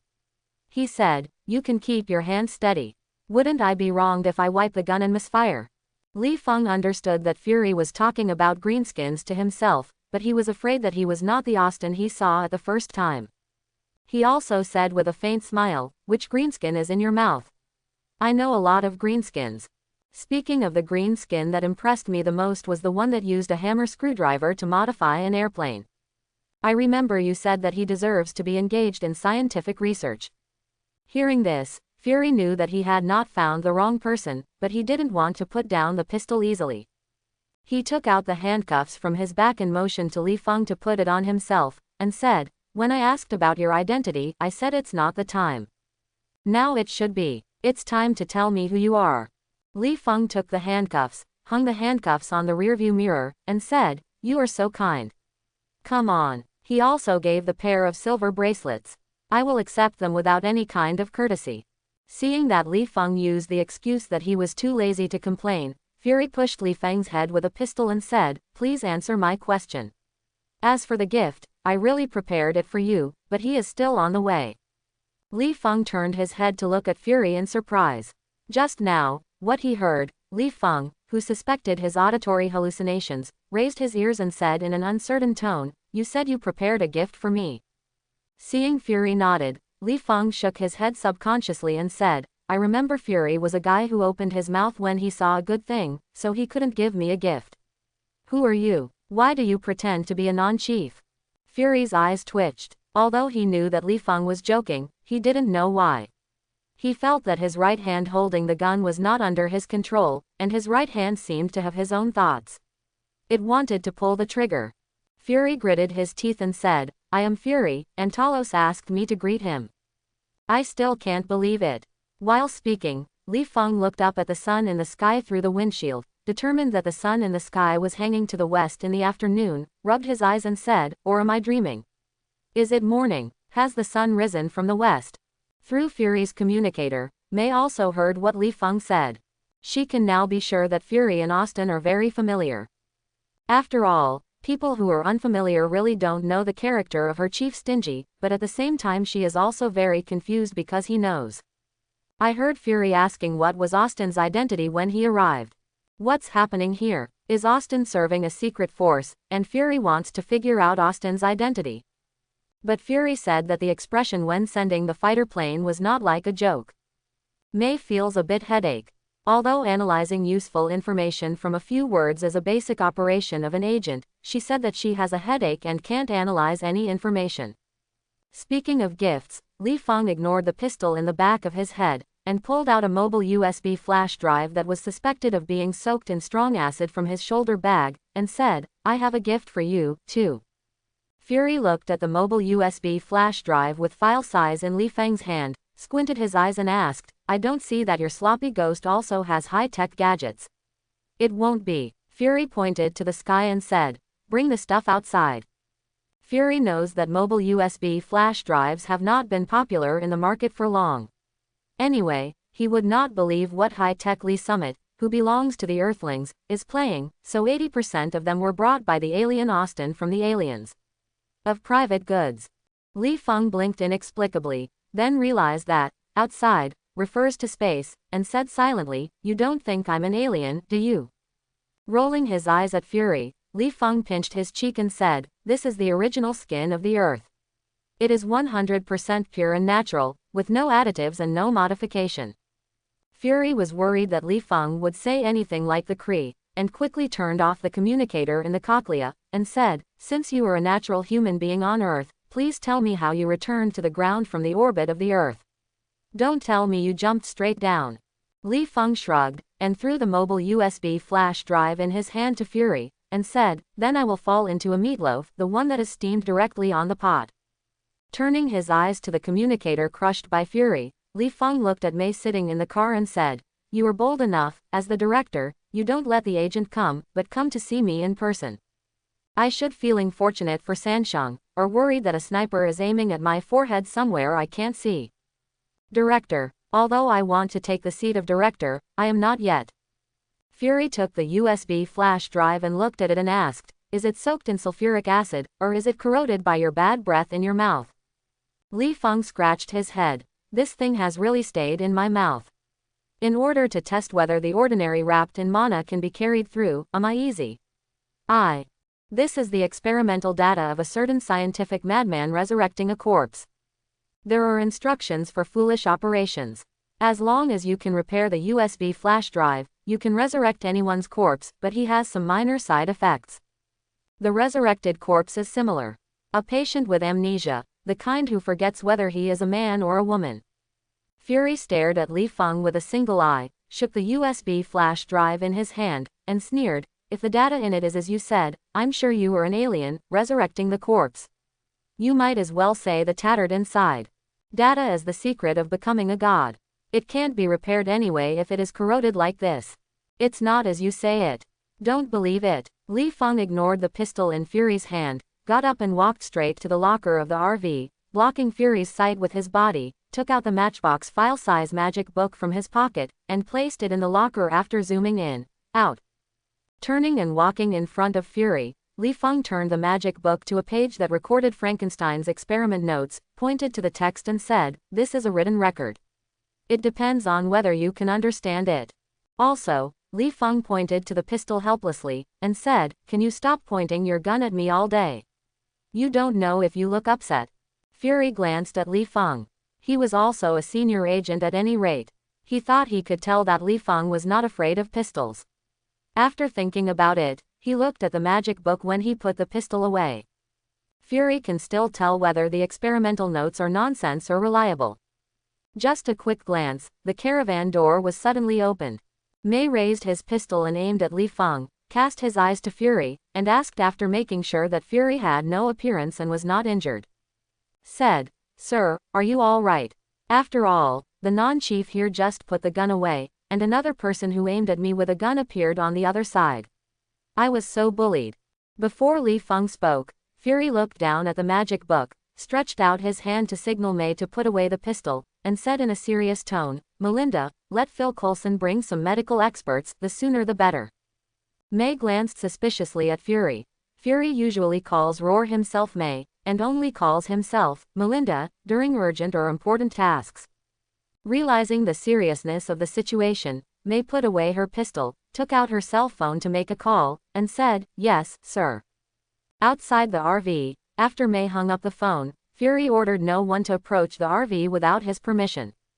May is very curious about the relationship between Fury and Li Feng, saying that they are friends.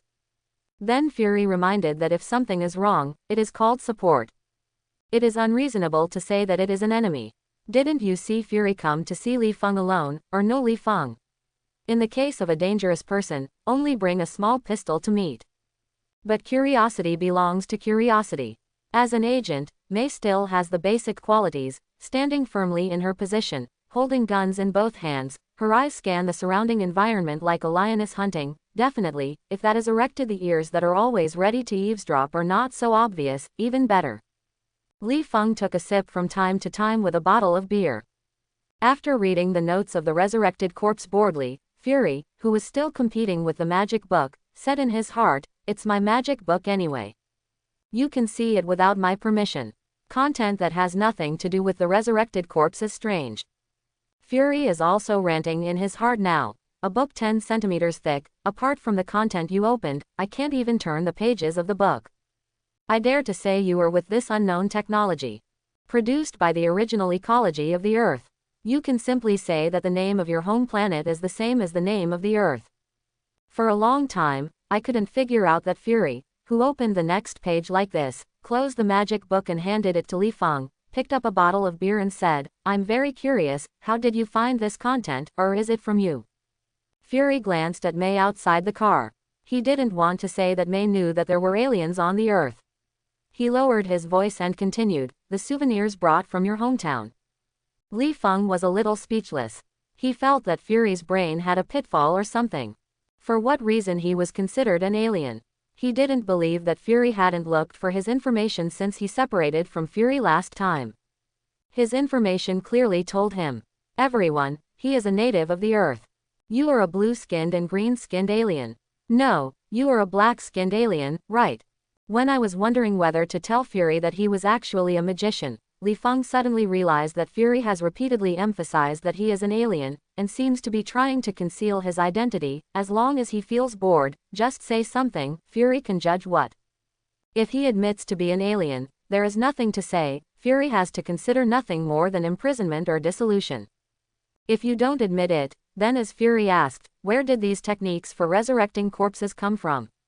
After all, in the information Fury investigated, there was no information on Li Fang's exposure to this type of technology. If Li Fang wants to explain clearly, either truthfully tell the secret that he can go through, or make up an excuse to convince Fury. It is not so easy to make up a lie that can fool an agent leader. Thinking of this, Li Fang put down the beer in his hand and sneered, "How do I feel that there is something in your words, so many questions or ambushes every time you ask?" Fury knew that Li Fang had vigilance in his heart, and he was unlikely to ask any useful information. However, the resurrection technique that Li Fang has given him is enough for him to digest for a while, and it also proves that Li Fang is indeed not malicious. Thinking of this, Fury got up and got himself a bottle of beer. After sitting back opposite Li Fang, while looking at the scenery outside the car window, he asked in a low voice, "Tell me about the equipment of those Kree people. What have you researched?" Li Fang smiled and said, "Do you have an occupational disease? No matter if I answer yes or I haven't researched anything, you can be sure that I have Kree equipment in my hand. That is to say, you admitted that you took the Kree's equipment on the cruise ship before." Fury changed a comfortable position, cocked Erlang's legs, took a sip of beer, and asked curiously, "I was curious about how you would. We will not sell alien weapons on the black market, but after my investigation, I found that there are no suspected alien weapons on the black market." Fury pointed to the magic book that could not be opened, and said quietly, "I think you need to rely on fingerprints and passwords to open this book. I don't believe that you have this kind of technology in the ordinary information, so I was thinking, do you have a scientific research institution behind you, and you are a scientific researcher?" Li Fang shook his head and smiled. "Do you think I am like a scientific researcher?"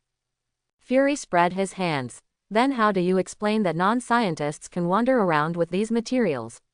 If you are combatants, you should be armed with weapons. Only scientific researchers will take the materials and prepare to go home to continue research." Fury leaned in front of Li Fang, and Li Fang subconsciously leaned back, trying to stay away from the black face who was less than 20 centimeters away from him. Fury grinned and said, "Or do you have the identity of a commercial spy? You stole this book from a certain laboratory, and you only unlocked the page about the resurrected corpse. Maybe we can cooperate. You can talk about this book. The source of the book. I sent my elite troops to get the password to open other book pages." Li Fang scratched his eyebrows. He felt tired. Fury hid mystery every time he asked questions. No matter what he answered, he could find some clues. Just like now, Li Fang said that the magic book is his own. No fingerprints or passwords are needed to turn the book. Fury will definitely not believe it unless he asks Li Fang to explain how to open the magic book and let him see the contents. If the magic book is not his own, how should Li Fang explain it? Are you really making yourself a commercial espionage? If you want to deceive someone, you must first deceive yourself, especially the agent leader. Li Fang doesn't think he has such an ability, so don't say that Fury will not believe it. Even Li Fang himself does not believe it. Simply, Li Fang ignored Fury's question, drank beer on his own, looked at the distant scenery, and used practical actions to show his attitude. Fury saw Li Fang's plan, but he was not in a hurry.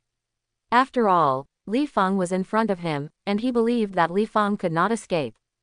It's just that Li Fang's attitude made him a little uncomfortable. If it weren't for the kindness shown before Li Fang, he would be ready to subdue Li Fang now and return to the game to slowly unlock the secrets of the magic book. It doesn't matter if you can't subdue Li Fang, how much you can take out Li Fang's specific strength. But before that, Fury needs to determine whether the resurrection of the corpse is true. If it is true, he needs to contact an electronic expert to find a way to repair the broken mobile U-disc. If it is a fake, take it away after subduing Li Fang. It's that simple. As time passed, when Li Fang was lying on the table and about to fall asleep, he vaguely heard the roar of helicopters in the air. Fury, who had been pretending to take a nap with his eyes closed, also heard the noise of the helicopter in the air. He stood up and stretched while looking through the car window to Phil Coulson, who got off the helicopter. Seeing Phil Coulson holding a food bag and beer, Fury pushed Li Fang, who also pretended to take a nap, and said, "Your order has arrived. By the way, the helicopter is delivered to you. This is the first time I have seen you. You ordered this takeaway. It's worth it." Li Fang turned to look at the takeaway. Phil Coulson scratched his head and asked, "Takeaway? When did I order it?" Fury opened the car door and motioned to Phil Coulson to get into the car with a white man in a white coat who was suspected of being a doctor. He said to Li Feng, "Mei told me that you were going to enjoy a delicious lunch in the restaurant, but unfortunately the restaurant was out of order. Accidentally, your delicious lunch time was soaked up, so I asked my capable man to help you repack a delicacy." After speaking, Fury motioned to Phil Coulson to pass the food bag to Li Feng. Li Feng took the food bag and opened his eyes, then looked at the faintly visible Mediterranean hairline on top of Phil Coulson's head, and said, "Thank you, buddy, working under this non-chief must be under a lot of pressure. Remember to take good care of your hair." Non-chief. Phil Coulson glanced at Fury. No one could call it non, except for Fury. However, Fury is also an officer. Phil Coulson dare not say anything. Smiling at Li Feng to express his kindness, Phil Coulson pointed to the doctor sideways and said, "Sir, this is Dr. Owen. He has a doctorate in biology and..." Fury doesn't want to know what education level Owen is now. He just wants to know whether the resurrected corpse is Li Feng's nonsense, or whether it's true. The living corpse was enough to keep him busy for a while. Fury interrupted Phil Coulson's introduction. "Hello Dr. Owen, I need your insight to help me analyze some medical knowledge." While talking, Fury picked up the magic book on the table, prepared to open it, and handed it to Owen. Unfortunately, the magic book was like a model book that couldn't be opened. No matter how much Fury increased his strength, he couldn't open it. Reluctantly, Fury could only look at Li Feng and use his eyes to signal Li Feng to open the magic book. At the same time, he was also delivering the message, "I'm curious how you opened the book." Li Feng shrugged and said that he didn't want to talk about the shape of the book. He opened the book and handed it to Owen, indicating that Owen could sit down and read slowly. Fury doesn't want Phil Coulson to know too much for the time being. When Li Feng opened the magic book, he put his body in front of the book and faced Phil Coulson with his back to Li Feng. He blinked inexplicably, and said, "You and Mei are on guard. Let Mei rest." Phil Coulson looked at Li Feng curiously, nodded and said, "Yes, sir." Stepping out of the RV, Phil Coulson, with his back to the RV, blinked at Mei and said, "Hi, Mei, the sir, let you rest." Mei seconds understood what Phil Coulson wanted to express, and said blankly, "Okay, then I will work hard for you. If you need to call me anytime, I will rest in the car." After speaking, Mei walked towards her car from the rear of the RV, and returned to the car. Mei took out a bottle of mineral water from the back box and looked at the RV while drinking. She made sure that Li Feng in the RV had not noticed herself. A locator-slapped file size was taken out from the corner of the trunk. Carrying a bottle of mineral water, Mei walked towards Phil Coulson from the back of the RV, as if she was just about to pass the mineral water in her hand to Phil Coulson. It's just that when Mei walked to the RV exhaust pipe, she seemed to feel that the laces of her shoes were a little loose. She squatted down and tied the laces and looked around. Seeing that there were no people around, Mei quickly put the locator adsorbent on the chassis of the RV and got up and walked towards Phil Coulson, handed the mineral water in his hand to the other party. In the beginning, Owen didn't care about the content of the book when he took over the magic book. Doctors are high-income people in the United States, so he has enough money to satisfy his little hobbies, such as collecting old antiques. In addition, Owen also has a cooperative relationship with S.H.I.E.L.D. There are more sources of antiques. Therefore, when Owen took over the magic book, he judged that the pages contained the breadth of history. In addition, Phil Coulson apparently needed a medical expert when he picked up Irving, so Irving has reason to believe that the content Fury showed him was some ancient medical treatment, but needless to say how the ancient medical level was and what to see, just say due to the rapid development of science and technology in modern times, some medical concepts have been judged as ineffective treatments. Irving thinks that the most reliable guess is nothing more than some medical ideas limited by the technology of the times, unless a local tyrant uses this antique book that can be placed in a museum to record the most advanced medical knowledge. So Owen is more interested in the magic book than the content in the book. Fury saw that Irving's attention was all on the material of the magic book, and had to cough, reminding Irving to turn his attention to the text. Regarding Fury, who interrupted his appreciation of antiques, Irving said that because director Alexander Pierce is interested in this mission, let's take a look for you. As Owen looked at the content carefully, he began to mutter, "This is impossible, this is not right," and other words. In Li Feng's eyes, Owen at the moment is like a mentally ill person who needs his hands to locate the text to be read. Fury could see that Owen was yelling that it was impossible, but his incredible expression told him that the USB flash drive given by Li Feng needed to be repaired. Until night fell, Owen, who untied his tie and immersed himself in reading, wiped the non-existent sweat on his forehead, and raised his head to ask Fury for a bottle of water. After Irving drank the whole bottle of water, Fury couldn't wait to ask, "Mr. Irving, I think you can replicate the experiment of resurrecting the corpse." Owen looked at the magic book and sighed. From the content of the book, the experiment of resurrecting the corpse has been completed, and I saw the content of the resurrection of the corpse with an electric eel, indicating that this experiment has some thoughts since then. So when I finish digesting my knowledge, I will not only be able to replicate this experiment, but also improve it in many places to make the resurrected body stronger. Strong. Fury squinted his eyes and asked curiously, "How can ability increase after being resurrected?"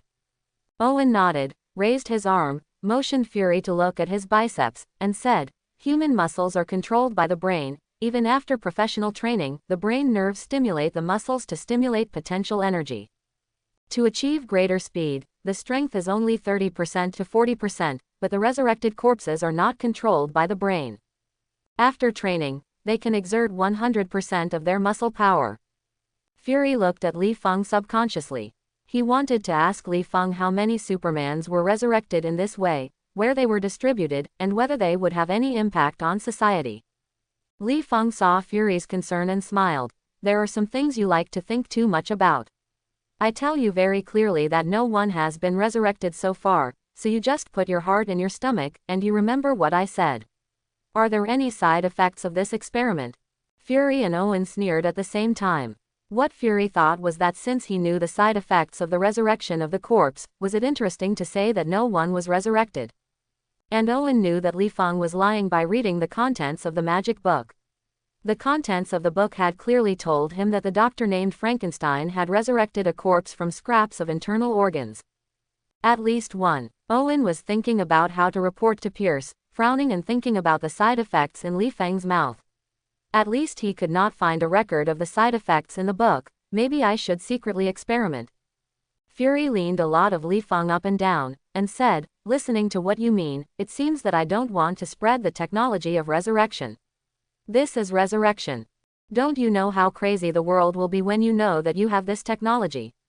As long as you help them resurrect. Family, money and status are at your fingertips." Li Feng definitely knows how fragrant the resurrection technology is, nothing else. As long as he resurrects all the American presidents lying in the cemetery as a backer, he will not only dare not care about file size anywhere in the White House, but he will also pee for Li Feng. The distance and applaud. As for these presidents who have no souls and no memories, do you think Lee Summit said it? And if there is no soul, who would believe it? This is a world where science is popular, and the soul does not exist. In addition, people are always dying, and when they belch, they have to rely on Li Feng's technology to resurrect. Didn't you see all the presidents crawling out of the cemetery to take family portraits? They dare to offend Li Feng.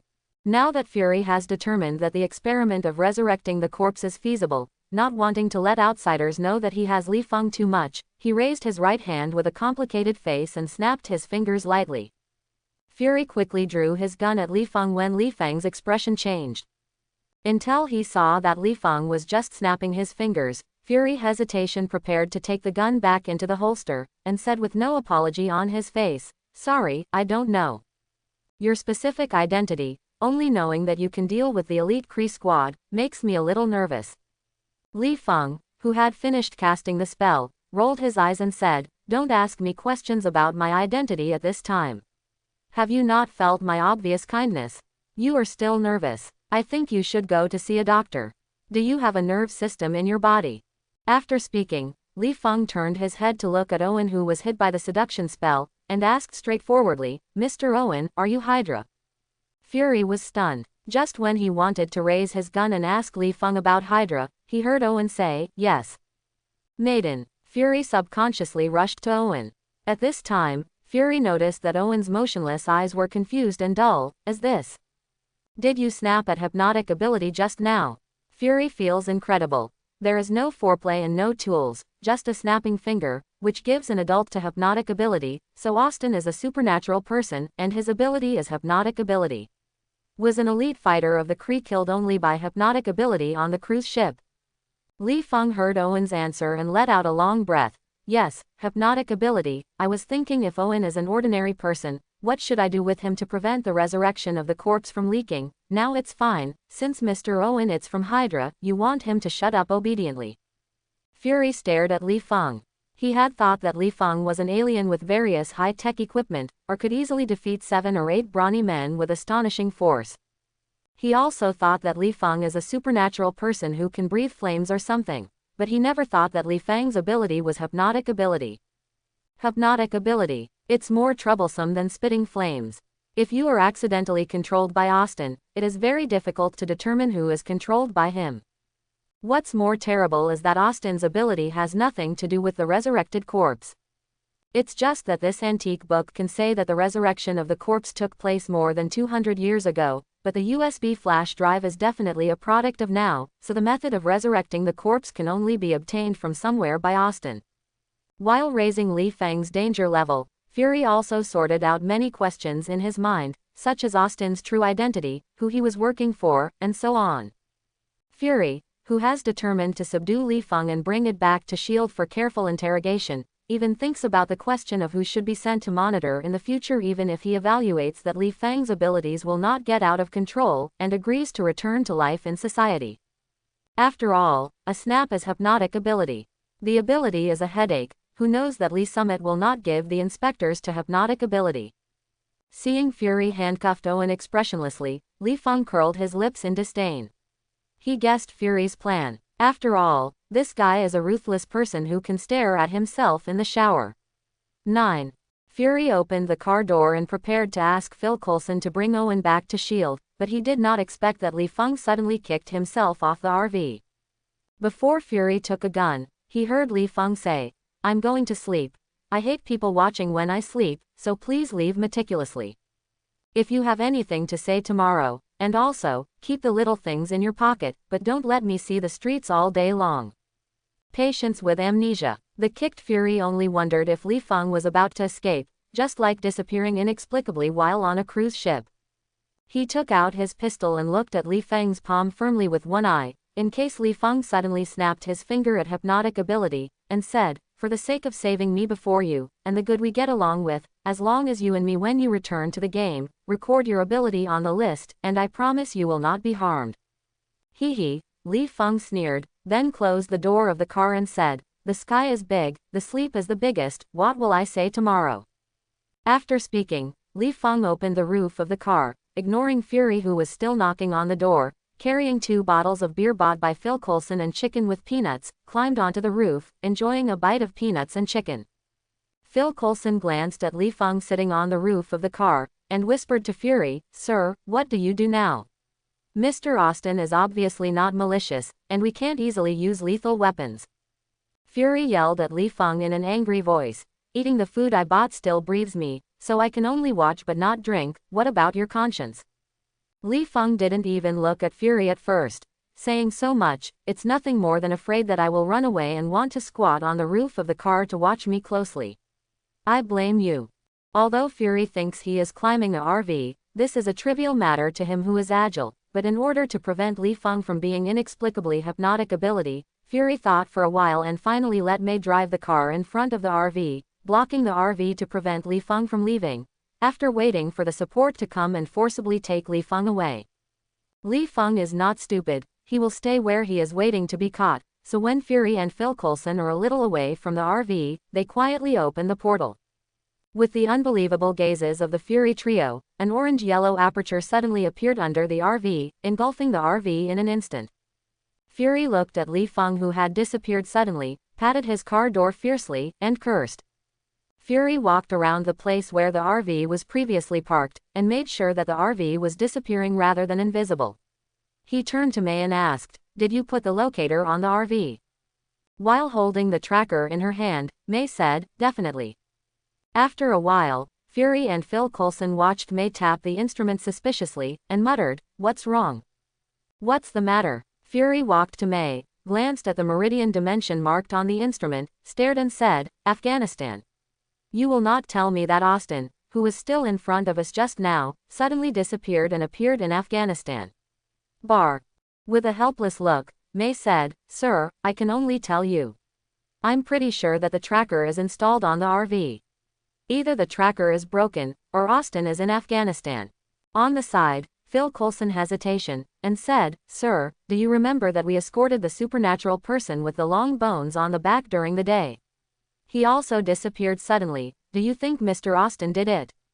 Fury pondered for a while, then shook his head and said, "I hope he didn't do it, otherwise the next time I meet, I will not give fried peanuts but metal peanuts." Looking at the disappearing RV, Fury touched the USB flash drive in his pocket with one hand and rubbed his eyebrows and asked, "Contact the logistics and ask them to send someone to see how Austin disappeared." Phil Coulson called S.H.I.E.L.D. and smiled and said, "I look like a wormhole opened in time and space. Can you still laugh?" Fury is in a terrible mood now. Leaving Austin aside, it is enough to worry about the fact that the resurrection of the corpse and Owen or Hydra. Taking out the USB flash drive from his pocket, Fury handed the USB flash drive to Phil Coulson, while staring at Phil Coulson's eyes, and said, "Fix this thing, remember, no one can check the contents. This is level 10, confidential information." Phil Coulson was stunned, then solemnly nodded after receiving the USB flash drive and said, "Yes, sir." May glanced at the USB drive curiously, guessing if Austin gave Fury this stuff, and guessing where Austin is. Anyway, she didn't believe that anyone could suddenly run from the United States to Afghanistan in the blink of an eye. As for Li Feng, lying on the roof of a RV surrounded by deserts with his brain buzzing and basking in the sun. As Li Feng with a little knowledge of geography, it took him a long time to remember that he had forgotten the time difference between Afghanistan and the United States. New York was already dark, but Afghanistan is still morning. After taking a sip of the beer in his hand, Li Feng threw the bottle on the desert, turned over and got into the RV, picked up the map and prepared to find a beautiful place to organize his spells. For a long time, Li Feng pointed to the address on the map, and silently recalled in his heart, Portland, which belongs to the western part of the United States, is near the mouth of the Willamette River into the Columbia River. Because it is close to the Pacific Ocean, it has an oceanic climate and winter is more summer. More humid, because this climate is more suitable for growing roses, so there are many rose plantations in the city, and Portland is also known as the City of Roses. Finding a seaside with fewer people in Portland is the ideal place for me to practice spells. But before leaving Afghanistan, Li Feng beats around the RV, while exhaling his energy. "I have to check the RV. After all, where the agent leader has stayed, it is always uneasy to not check." Soon, Li Feng found the locator hidden under the rear of the car and threw it aside, whistling, boarding the RV, and opening the portal to Portland. After a kick of the gas, Li Feng had already arrived in Portland. With a portal, travel is so convenient. One day later, an armed helicopter appeared over the desert and circled the locator. Phil Coulson got off the helicopter with the tracker and walked straight to the locator. While picking up the locator, Phil Coulson also noticed the wine bottle on the ground in the distance. Phil Coulson squatted and looked at the bottle in doubt. Li Feng drank the wine he bought. Naturally, Phil Coulson recognized that it was the beer he bought. After thinking about it, Phil Coulson carefully filled the beer bottle into the exhibit bag. He wants to take it back for a laboratory test to see if the fingerprint on it is Li Feng's. Although the appearance of the locator has proved that Li Feng did suddenly go to Afghanistan from the United States, Phil Coulson still couldn't believe it. If Li Feng's fingerprints could be collected on the beer bottle, Phil Coulson said that they are in big trouble. A capable person who can hypnotic ability and can run around the world, let alone arrest, can't even monitor it. Portland, a rocky, deserted seashore. Li Feng parked the RV in the bush and simply disguised himself. First he stood on the roof and looked around to make sure that no one was around. Then, carrying Leonore's modified magical spell for the spell scroll an ancient one, he walked straight into the dense forest, opened the mirror space to practice spells. Prying spells out of the devil's mouth is not an easy task. Even if Li Feng thinks he has angel feathers to restrain the devil, he needs to be always careful.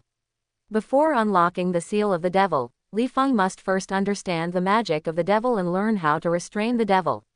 Spells. And this study is more than half a year. In the mirror space, after half a year of understanding and practice, Li Feng, who believes he has mastered the magic of restraining the devil, carefully spread the scroll sealed with the devil on the ground, holding in one hand the wooden box containing the pseudo-angel feathers given by Leonore, while unlocking the seal on the scroll. The old man devil has just been freed from the seal and can't wait to perceive the existence of hell in order to restore some strength. It's a pity that the dimensions are different, let alone whether he can perceive hell. Even the perception of Duyu is different from his hometown in his impression. Moreover, based on his current strength, it is strange to perceive hell in the mirror space. Li Feng leaned on the wooden box, smiled and looked at the bewildered devil, and said, "Old man, don't be busy contacting hell. How about chatting with me to relieve boredom?"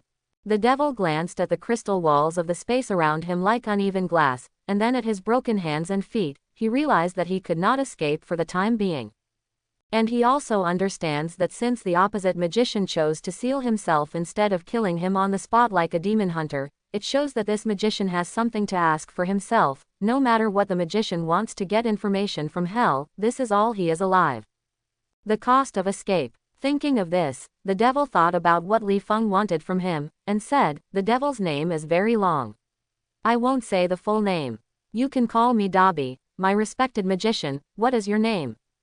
Although in The Warrior Slaughter, the devil fights with his fists, it does not mean that the devil can't use spells. Li Feng is not sure if the devil in front of him will secretly use his birth date and name. Curse spells. Just in case, Li Feng decided to make up a name. "My name is Jerry." Dabi smiled and said, "Jerry magician, I don't know what you have to order." While talking, Dabi wanted to sit up and secretly tune to the few mana in his body. He just had a broken hand and foot, and he couldn't sit down even though he was struggling. He could only say helplessly, "Can you help me? It is already a sin for you to give courtesy, and it is even more impolite to lie down and talk to you. I am also a demon with restraint." Li Feng can't play the mirror space like Ancient One, but he can still control every move in the mirror space, so when the devil pretends to sit up but can't do it, Li Feng has already discovered the mana fluctuations in the devil. Putting his lips down, Li Feng opened the wooden box and sneered, "What? I still don't give up, thinking about how to escape. You want me to get close to you and cast a spell on me?" At the moment when Li Feng opened the wooden box, Dabi already felt the energy to restrain himself. The energy emitted from the pseudo-angel feathers corroded his body quickly like strong acid. Beidou rolled on the ground in pain, away from Li Feng, who was close to him, as if doing so could reduce the pain, while wailing, "Jerry, my friend, don't come over, please, don't." Li Feng, holding the wooden box, glanced at the fake angel feathers, and scratched his head. "Why do you look at Dabi as a little girl about to be violated? This is a bit exaggerated." "I don't know why, I suddenly like to hear you wailing. It would be better if it was louder." Thinking of this, Li Feng walked into the rolling Dabi and said, "Now, are you still thinking about how to leave?" "No, I dare not," said Dabi, who had already rolled to the edge of the mirrored space, using a vocal cord that seemed to be cooked by boiling water, and said, "Master, I am willing to surrender to you and swear to be your servant. Remove the wooden box. Is there any loyalty to the devil's surrender?" So Li Feng directly regarded Dabi's oath as an unsmelling ass, but Li Feng still closed the wooden box, condensing the energy emitted by the feathers. He wanted the magic of the devil, and how did Dabi introduce the spell when he died? Li Feng looked at Dabi, who was scalded all over, gasping heavily, and said, "What do you use to guarantee your loyalty?" "Prison spells." Dabi looked at the wooden box in Li Feng's hands in fear, and said, "I know a kind of slave contract. After signing the contract, if you think about it, my soul will be burned clean by hellfire." Li Feng's eyes lit up. He hurriedly took out a blank scroll and pen, threw it to Dabi, and said, "Now, record the spells you know on the scroll. Remember, it's all the spells." Dabi looked at Li Feng with a dumb face, raised his disabled hands, and said with a trembling corner of his mouth, "Master, what do you want me to write? Would you give me energy and let me repair my broken limb, or I said you record spells?" Without Ancient One's teaching, Li Feng would have foolishly told Dobby to recite and record the spell himself, but now, write spells yourself. Li Feng only knows that the devil has a contract. I don't know how to operate it. If Dobby is talking about a certain contract, and Li Feng writes stupidly, won't he complete the contract? Who is the master and who is the servant at that time? As for Li Feng learning spells from the plague devil before, in the words of Ancient One, it is fateful. If the plague devil is smarter and shifts the focus of his eyes from Thiki of Solomon to Li Feng, he only needs to engage in the spells he teaches. A little ghost, Li Feng may have been possessed by the opponent. Chapter 51. Regarding Dobby's suggestion to repair his broken limbs, Li Feng said that after his biased dark mana was transmitted to Dobby, it would indeed allow him to repair the broken hand, but in this way, wouldn't his mana attributes and characteristics be exposed to Dobby?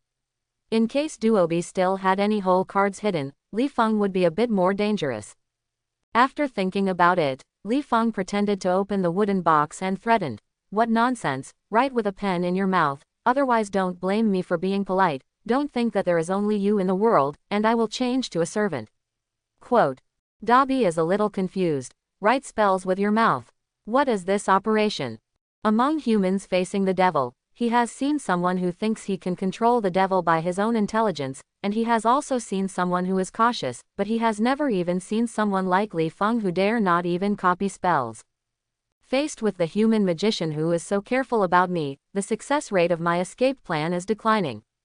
Seeing that Li Feng was about to open the wooden box, releasing energy that was like sulfuric acid to himself, Dobby was extremely depressed and could only use the most biting pen, strenuously writing slave contract spells. Seeing that Dobby wrote worse than himself, Li Feng was secretly happy, took out the compressed biscuits from his pocket, and ate them happily. He decided, as long as people later laughed at his writing as ugly as a worm crawled over, he took out the scroll written by Dobby and let the other person see what the real worm-crawling text was. I believe the other party will bow and apologize to me. Dobby has more spells than the plague devil. In this regard, Li Feng can only say that Dobby deserves to be a scientific researcher who can understand the resurrection experiment, and is a trusted and favored subordinate of Nobilici. But they have as much thoughts as spells. Occasionally glanced at the magic scroll recorded by Dobby, Li Feng sneered and pointed out a few wrong ways of casting. He said to Dobby that he was proficient in devil spells, and at the same time he opened the wooden box and used fake angel feathers to listen to more than one paragraph. Hold on. Until Dobby had only one last breath, Li Feng held up the shield to prevent the irritating smell of the devil from being injured by the fake angel feathers from entering his brain, stimulating his brain not to be unnecessary and to prevent too much Than's sudden attack. I saw Li Feng squatting halfway in front of Dobby and sneered, "Do you think I don't understand the magic of the devil at all?"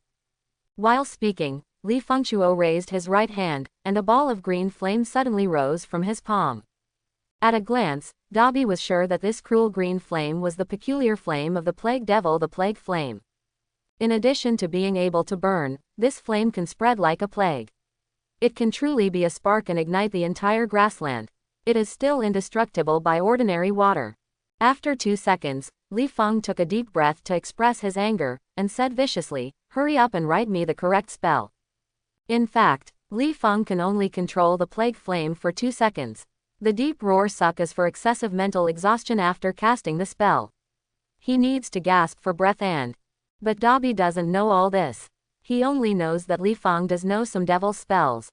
If every spell has a trap, Li Feng will definitely see it, and it will inevitably be another torture. If only a few spells are interspersed with traps, it is really difficult for Li Feng to find out, but the problem is that Dobby doesn't know which devil spells Li Feng knows. Is it possible that every trap is removed, and he really teaches Li Feng the devil spells honestly? The only certainty is that Li Feng doesn't know the slave contract spell. Maybe this is the opportunity. Before coming up with a specific way to escape, Dobby reluctantly accepted his short fate as a servant, thinking that as long as he left the space covered by glass, he would immediately return to hell, ending the fate of the servant and waiting for the next time make a comeback. As for the constraints of the slave contract, do you think Dobby will truthfully explain it clearly? Most of the magic spells of the devil have similarities, so Dobby is not sure whether Li Feng can see the trap of the slave contract. In the end, after Dobby's thoughts, he taught Li Feng a spell with many loopholes. These loopholes do not affect Li Feng's control of Dabi, but in the same way, Dabi can rely on these loopholes to break free of Li Feng's control at any time. The only thing Dabi didn't expect was that Li Feng had no plans to let him leave the mirror space. For the next 3 days, Dabi felt that his whole person was abolished, especially his mouth with the pen in his mouth. He had completely lost consciousness. Fortunately, he had recorded all the spells he knew on several scrolls. This kind of hard time can be a turnaround. Putting down the pen in his mouth, Dabi looked at Li Feng, who was squatting in the corner of the mirrored space, studying the slave contract, then vaguely glanced at the wooden box beside Li Feng with a hateful look, and said, "My respected Master Jerry, I have already recorded all the spells. Look, is it possible to cast slave contract spells on me?" Li Feng looked up at Dabi, then looked at the scroll on the ground, grinned and said, "Do you want to leave the mirror space?" Dabi said without hesitation, "My respected master, as long as you perform a slave contract on me, I will be your most loyal servant. How can a noble person like you be without a caring servant? Please, allow me to stay by your side and wait for you without leaving. This is also a humble wish as mine." Li Feng. To be honest, after listening to Dabi's words, Li Feng only thinks that this guy is a talent, and this horse shoots comfortably. Li Feng grabbed the wooden box, smiled and got up and walked to Dabi's side, and drew out a long knife to flatten the scroll for inspection. Li Feng used a long knife to flip through the scroll. Dabi had seen it many times in the past 3 days. He understood that this was Li Feng to prevent himself from making hands and feet on the scroll, so he did not dare to touch the scroll directly. "But, are you too careful like this?" Before Dabi's defamation was finished, Li Feng cut off Dabi's head with a knife in his hand. From the beginning to the end, Li Feng had never thought of making Dabi his servant, let alone letting him go. Now that he has what he wants, what reason does Li Feng have for Dabi to survive in this world? Seeing a ball of fire escaping from Dabi's body, Li Feng grinned and sneered out a spell that would completely wipe out the devil. Until the soul fireball representing Dabi gradually shrank and finally extinguished, Li Feng stooped to pack the scrolls on the ground, and raised his hand to open the portal to leave the mirrored space. Back in the real world, Li Feng threw the scrolls and other items on the RV, immediately took off his clothes facing the sea, and stretched his waist to do the warm-up exercise before swimming. For the past 3 days, Li Feng has been gnawing various cans and compressed biscuits every day, and the birds are almost fading out of his mouth. Not to mention studying various spells and exercising in the mirror space, which has caused the body to be slimy, the most important thing. It was the devil's stench on Dabi's body that seriously polluted the air in the mirror space. If he stayed in the mirror space for a few more days, Li Feng said that he would almost be killed by the smell of sweat on his body. Rinse it with seawater. After returning to the RV, Li Feng washed the seawater again with fresh water, put on dry clothes, and arrived in a small town after a half-hour drive. In the small town, Li Feng was familiar with the residents to call on roar. In the past 6 months or so, Li Feng would go to the small town to relax every time he practiced spells. After going back and forth, he naturally got acquainted with the residents of the small town. Residents in the small town also know this weird man who drives an RV and likes to live on an uninhabited rocky beach. They say that Li Feng is strange because they are curious about what Li Feng does. They have to know that there is no work to do on the rocky beach, and Li Feng, who has no income from work, will buy everything that can be stored for a long time every time he goes to a convenience store.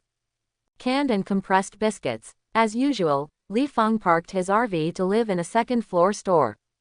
The first floor was transformed into a convenience store.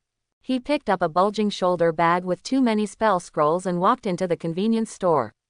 It was not in front of the cashier. "Man," Li Feng shouted. "Robert, here is business, 2 boxes of compressed biscuits, 2 bags of flour, and all kinds of canned fruits and luncheon meat." A burly but kind-looking middle-aged uncle poked his head out from behind the cargo rack, rolled his eyes and said, "Count the time, you should have finished the last compressed biscuits." While talking, Robert led a slightly shy, about 10-year-old mixed-race girl out of the cargo rack. Robert pushed the little girl in front of him, rubbed her hair, and smiled. "This is the little girl I adopted last month, isn't it pretty?" Li Feng raised his brows and said, "If you want to arouse my idea of having a daughter, then you have succeeded, but if you continue to sell your niece as my girlfriend, don't talk about it. It is not the first time that Robert has promoted his niece to Li Feng, which makes Li Feng a little speechless. It's not that the United States is a country that likes freedom, and the slogan of free love is shouted every day. When marriage introductions are popular, it's not at all. Introduce me to a girlfriend when I understand my situation, and I am bold enough. Although I have never seen your niece who is so ugly that you need to rely on sales to find your boyfriend, but your niece's Natasha Romanoff is enough for me to tremble. Also, I never thought about starting a family in the Marvel world, so you should save your mouthwater about dating your niece. Li Feng squatted in front of the girl with a smile that he considered to be the most kind, and said, "Little sister, what is your name?" The little girl glanced at Robert timidly. After receiving the encouraging look from Robert, she turned to look at Li Feng and whispered, "Sky." Sky. Li Feng felt that the name was familiar, but he didn't think much about it. He smiled and picked up a car accessories from the cargo rack, a Hawaiian doll dancing in a green grass skirt, and said, "I'm here for you." Quote. Sky looked up at Robert hopefully. It wasn't until Robert nodded that Sky took the doll with a smile and said to Li Feng, "This is the first time I have received a gift. I like it very much. Thank you, uncle." Li Feng got up and rubbed Sky's hair, signaled Robert to move the items he needed to buy to the RV, pointed to the bar next door, and said, "I have been busy for so long, I have to relax." Rolling his eyes, Robert rolled up his sleeves and walked towards the warehouse to move out all the dry food that Li Feng wanted. He laughed and cursed. Just staying at that deserted rocky beach all day long. Are you busy watching the sunrise or busy watching the sunset? I think you are idle all day long. It is important to quickly find a job and start a family. Li Feng ignored Robert's scolding and said goodbye to Sky and went straight to the bar.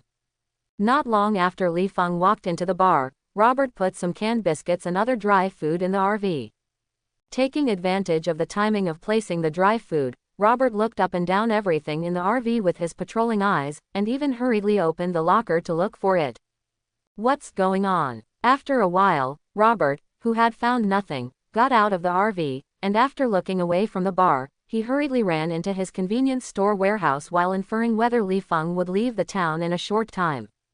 Inside the warehouse, Robert pushed a pile of messy cardboard boxes in the corner, opened the small secret door on the wall, and picked up the secret line phone in the secret door. After pressing a few numbers, he waited for a woman's voice in the microphone. Said, "I'm Robert, Austin went to the town to buy supplies as predicted in advance."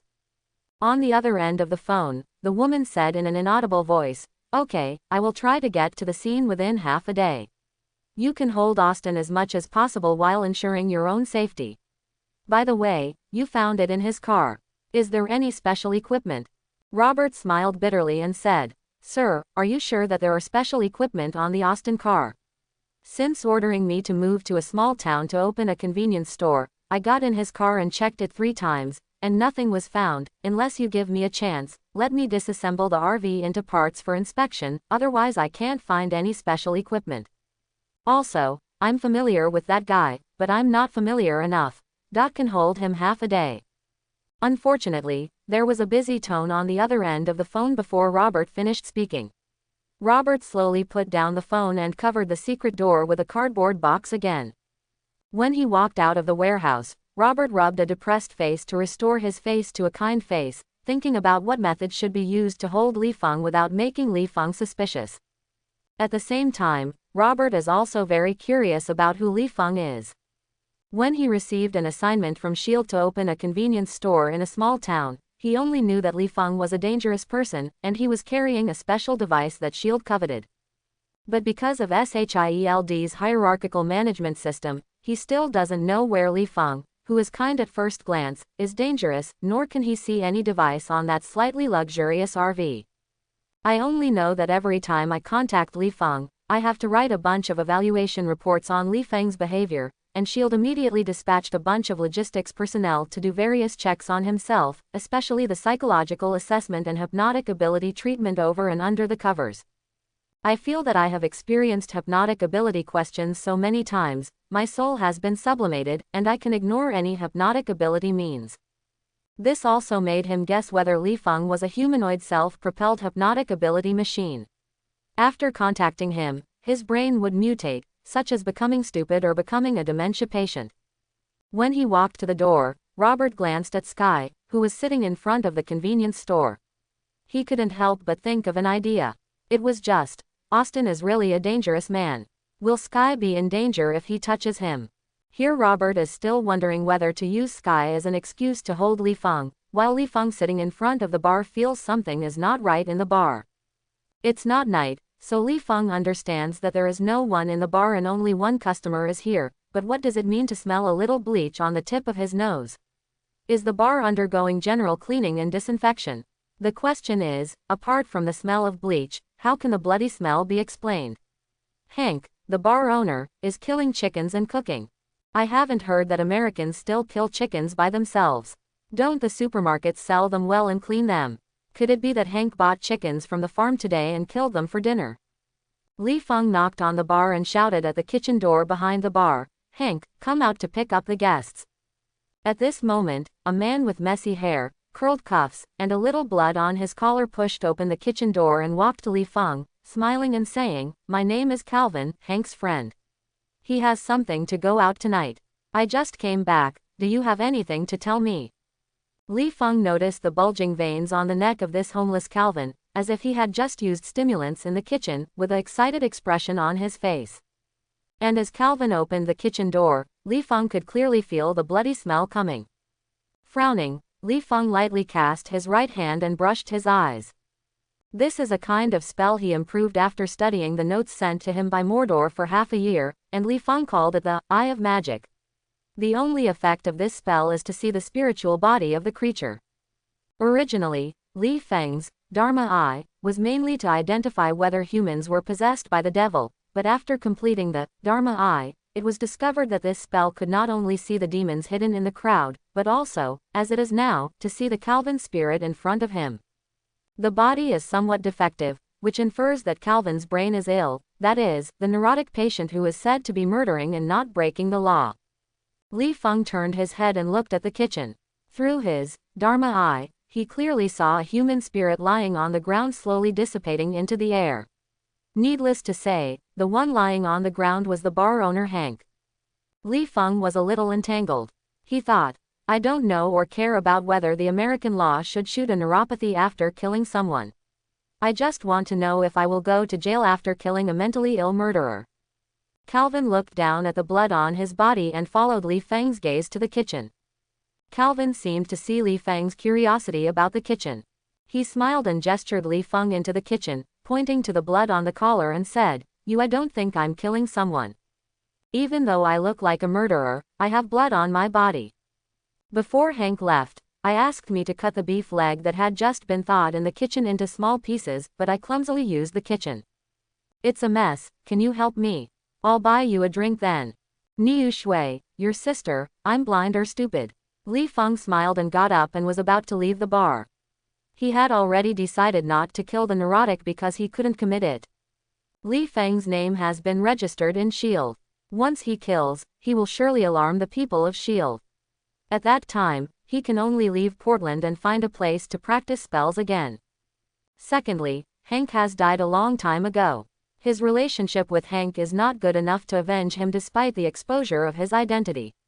After leaving the bar, he called the police anonymously and asked the police to deal with the neurotic and help Hank avenge him. Calvin kept smiling, and watched Li Feng walk out of the bar motionlessly, and turned back to the kitchen to deal with Hank's body. Simply drag Hank into the freezer and hide it. Calvin stood at the window, squeezing the corners of his clothes with his hands because of tension, and looked at Sky in the distance through the window with happiness. As soon as Li Feng walked out of the bar, he heard Robert say to Li Feng anxiously, Austin, can you help me see the convenience store? I have to go out in a hurry. It will take half a day. Li Feng walked to the public telephone booth on the side of the road, waved his hand and said, if you close the convenience store, you won't be able to do it. Will you starve to death if the convenience store is closed for a long time? Robert cast a glance at Sky and thought, since this can't keep Austin, it can only be this way. Gritting his teeth, Robert walked up to Li Feng and said, the problem is that I can't take Sky, but I don't worry about leaving her alone in the convenience store. Li Feng turned his head to look at Sky, frowning and said, what's the matter? Leave in such a hurry. Robert pretended to be anxious and said, "My wife was in a car accident and was rescued in the hospital. As you know, the environment in the rescue room is not easy, so I took Sky with me. I am afraid she will be frightened out of the corpse when she arrives." Negative. Li Feng thought for a while and felt that he was fine. It would be better to help Robert watch the kids. Although Sky was a bit shy, he was quite cute. Thinking of this, Li Feng nodded and said, "Yes, but I won't help you.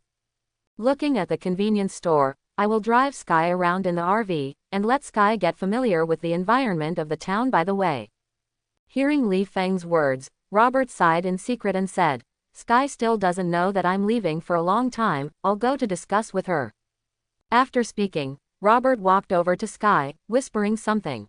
Judging from the fact that Robert dared to introduce himself to his girlfriend without knowing it well, Li Feng felt that Robert was the kind of courageous and greasy person, so he didn't care about the behavior of Robert's adopted daughter to take care of him for a period of time. After calling the police, Li Feng frowned and walked to Sky. For some reason, he always felt that someone nearby was secretly observing himself.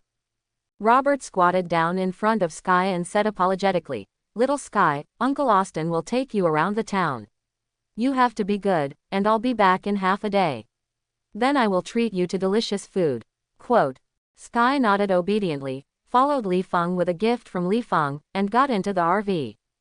The scene where Robert handed Sky to Li Feng was clearly seen by Calvin hiding by the bar window. The raised fist of the blue veins indicated that he was angry now.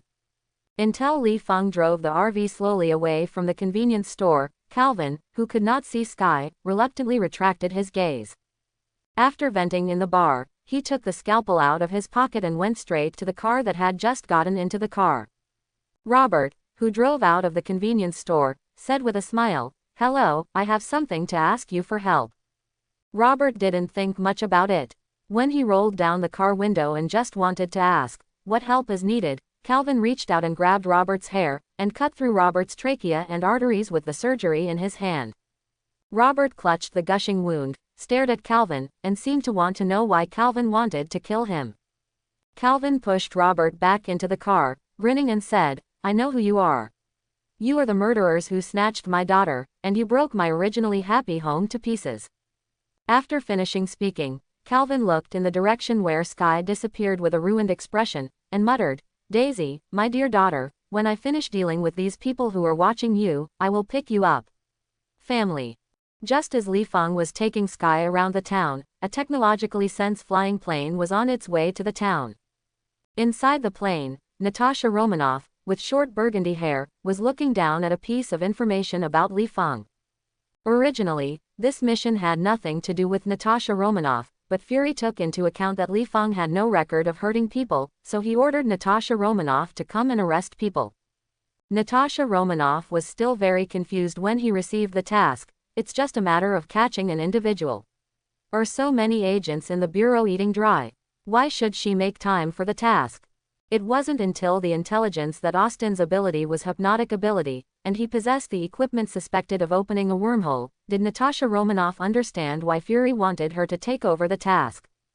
The task this time is mainly about arresting people. When a deadly weapon cannot be used, it is not bad that ordinary agents cannot be hypnotic ability when they access Li Feng. Using remote anesthesia guns and other equipment, Fury is not sure how much measurement can fascinate Li Feng. So this terrible measurement of anesthetics troubles Fury. After all, in Fury's eyes, Li Feng is a supernatural person, and the physical fitness of supernatural persons is generally higher than that of ordinary people, but how much higher it has to be verified. What if the metering of anesthetics is too small and Li Feng still has the strength to activate the wormhole equipment and run away? They are not sure when and where they will appear next time they find Li Feng's figure. If the anesthetic was too much and Li Feng was shot on the spot, this would not be in line with Fury's original intention. He still wanted to recruit Li Feng to S.H.I.E.L.D. In the end, Fury felt that if he wanted to catch Li Feng alive, he could only send an agent that could resist hypnotic ability, and because Wormhole's tall technology needed to be kept secret, the level of the agent sent could not be too low. After thinking about it, Fury can only put his idea on Natasha Romanoff. Whoever let her be born as a spy was originally highly resistant to hypnotic ability. In addition, after the body was strengthened, Fury had reason to believe that Li Feng could not hypnotic ability Natasha Romanoff. As for how Natasha Romanoff subdues Li Feng, this is not within Fury's consideration. What he should consider is if Li Feng resists, what means should be used to treat Li Feng's heart shadow after Natasha Romanoff escorts Li Feng. In addition, Natasha Romanoff's agent level is not low, and she can understand the technology of contact with wormhole, and believe that she can keep it secret. On the plane, Natasha Romanoff opened the report on Li Feng's assessment, and immediately saw that Li Feng likes to stay in the RV, living on the unmanned rocky beach. Natasha Romanoff curled his lips and murmured, "Is it because I like to live in a no-man's land because of my isolation, or because Austin knows that he can't control the hypnotic ability and is afraid that the residents of hypnotic ability will inadvertently harm innocent people? Considering the RV home that can move at any time, I prefer Li Feng to be withdrawn, not good at communicating with people, and likes to be a home from all over the world, but it is also this kind of personality that is detached from society and likes to live in his own world, which leads him to for human society, the disadvantages outweigh the benefits, because as long as someone provokes Austin, this guy will probably take revenge regardless of his powers. The biggest headache is where did he get the equipment to open the wormhole? Is there such a powerful laboratory on Earth? It's his ability to not open the wormhole, right? It's not right, at least I haven't heard that the ability person has two kind of more than ability. Putting down the information, Natasha Romanoff felt a little headache. Judging from all the signs, it was strange that this Austin didn't resist when he was hunted down by himself. After taking Sky slowly around the town for a few laps, Li Feng drove Haitian parked the RV on the side of the road, took out a pack of potato chips from the locker and threw it to Sky, reaching out to get over the RV car. The bed on the wall said, "Are you sleepy? Do you have a habit of taking a nap?" Sky glanced at the bed, with a little nervousness in his heart, for fear that Li Feng was a person with a beastly heart. While looking out the car window looking for passers-by, he shook his head and said, "Thank you, uncle, I don't want to sleep." Li Feng thought for a while, took out the handle game console from the corner and handed it to Sky, saying, "I'm a little sleepy, let me take a nap. If you are bored, you can play games. The snacks are in the locker. What do you want to eat? Take it yourself, you can treat my RV as your own home, as long as you don't demolish my home, you can toss it as you like." Li Feng didn't know how seductive the word, home, in his mouth was to Sky. Since Sky's record, she has been changing adoptive parents, sometimes for a few days or a few months, she was forced to leave. The adoptive parents' home she had just gotten acquainted with made her feel like an unwanted child. Sky was absent-mindedly playing the game, and from time to time he quietly looked at the sleeping Li Feng. After a while, Sky, who had no intention of playing games, got up and fumbled around in the RV, dreaming from time to time that if he had a RV that could shelter from the wind and rain, it would be so good, even if one day the whole world would not want her, she will also have a car of her own. Li Feng didn't know, because of his unintentional words, Vibe, who lived in a truck in the future and hacked into the SHIELD database with a laptop, was traveling around in a second-hand RV when he was caught by Phil Coulson. I don't know what Sky's expression looks like when he is turning into a Vibe woman in the future, driving Li Feng's current RV and calling Uncle Li Feng. On the other side, an airplane full of high-tech appearance landed on the outskirts of the town. After Natasha Romanoff checked the equipment he was carrying, he walked off the airplane wearing casual clothes with an expression of, "I'm here for vacation." Before reaching Robert's convenience store, as if full of curiosity about the town, Natasha Romanoff, who was looking around, frowned and looked at the police car in the distance. Feeling something was wrong, Natasha Romanoff sat in a cafe like walking tired. After ordering a cup of coffee, he deliberately lowered his collar a little, and curiously asked the barman, "What happened in the town?" "Me. Seeing a lot of police cars, I came to travel to relax, but I don't want to ruin my travel plan because of something." The waiter looked at the police car in the distance, and then looked at Natasha Romanoff with a curious look. Perhaps it was the effect of the beauty halo. The waiter looked at Natasha Romanoff's collar vaguely, and whispered, "It seems to be in a small town. There was a perverted murderer who killed the bar owner and convenience store owner in one day. If you feel scared, I can protect you." After speaking, the male waiter blinked his eyes and embroidered the muscles, indicating that he is caring and strong, and can give Natasha Romanoff a sense of security. Does Natasha Romanoff need protection? It's not funny. Natasha Romanoff got up suddenly, pretending to remember something suddenly, smiled and hurriedly left the cafe after saying goodbye to the waiter. Going to a corner, Natasha Romanoff took out his mobile phone and dialed the number. After Fury's voice came from the microphone, he said, "Sir, Robert is killed. Will the mission continue?" On the other side of the phone, Fury's voice banging on the computer, said in a slightly surprised tone, "The task has changed, and the safety of Robert's adopted daughter is the priority. Check who did it while ensuring the safety of the little girl, if necessary. Let Austin help, just say you are mine. What did you find? Regardless of the supernatural person and the suspected wormhole, protect the little girl first." With some uncertainty, Natasha Romanoff asked, "Sir, are you really talking about the adopted daughter and not Robert's family? Or is there something special about this adopted daughter?" Fury, sitting in front of the computer, stared at the Sky profile he had just found, took a deep breath, and said quietly, "Natasha Romanoff, it's not good to know too much." In fact, Fury didn't know why Sky's information appeared in the SHIELD database. He asked Natasha Romanoff to change tasks out of intuition. Natasha Romanoff shrugged and said, "Well, I still understand hierarchical management. It seems that my level is not enough. You are the chief and you are in charge. The task has changed to protect Robert's adopted daughter." After speaking, Natasha Romanoff put down the phone, took out SHIELD's ID, and walked to the policemen surrounding Robert's car. The prerequisite to protect Sky is to find Sky. Is there any way to find Sky faster than by asking the police woolen cloth? Walking to the police, Natasha Romanoff reported a list of unit names that made the police dizzy while looking at Robert lying in the car, and asked, "Did you see a little girl when you came?" The police returned the SHIELD ID to Natasha Romanoff and said, "Are you asking about the little girl Robert had just adopted? Someone saw her getting into the car of the RV weirdo." The RV weirdo. Natasha Romanoff was stunned, and then it occurred to him that the police was referring to Austin. Suddenly, Natasha Romanoff felt something was wrong and asked, "Can you be sure that Robert was not killed by the RV weir?" The policeman smiled and pointed to the camera at the entrance of the convenience store and said, "We are sure that Robert was not killed by the RV weirdo because it captured the murderer.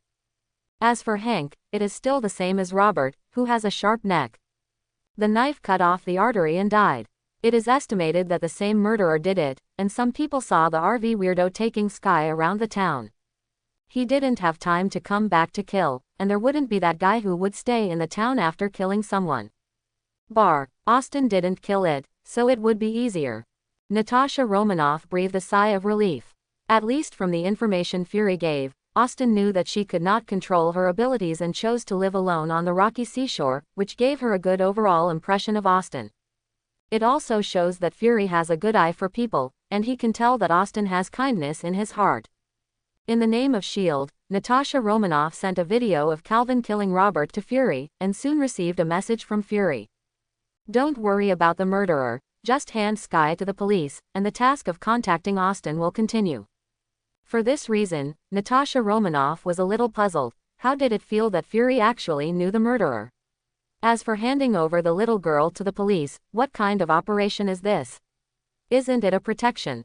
Since you don't have to worry about the murderer, Natasha Romanoff naturally chose to hide in the dark, waiting for Li Feng to send Sky back, but before Natasha Romanoff could hide, she felt that someone was observing herself with a telescope in the distance.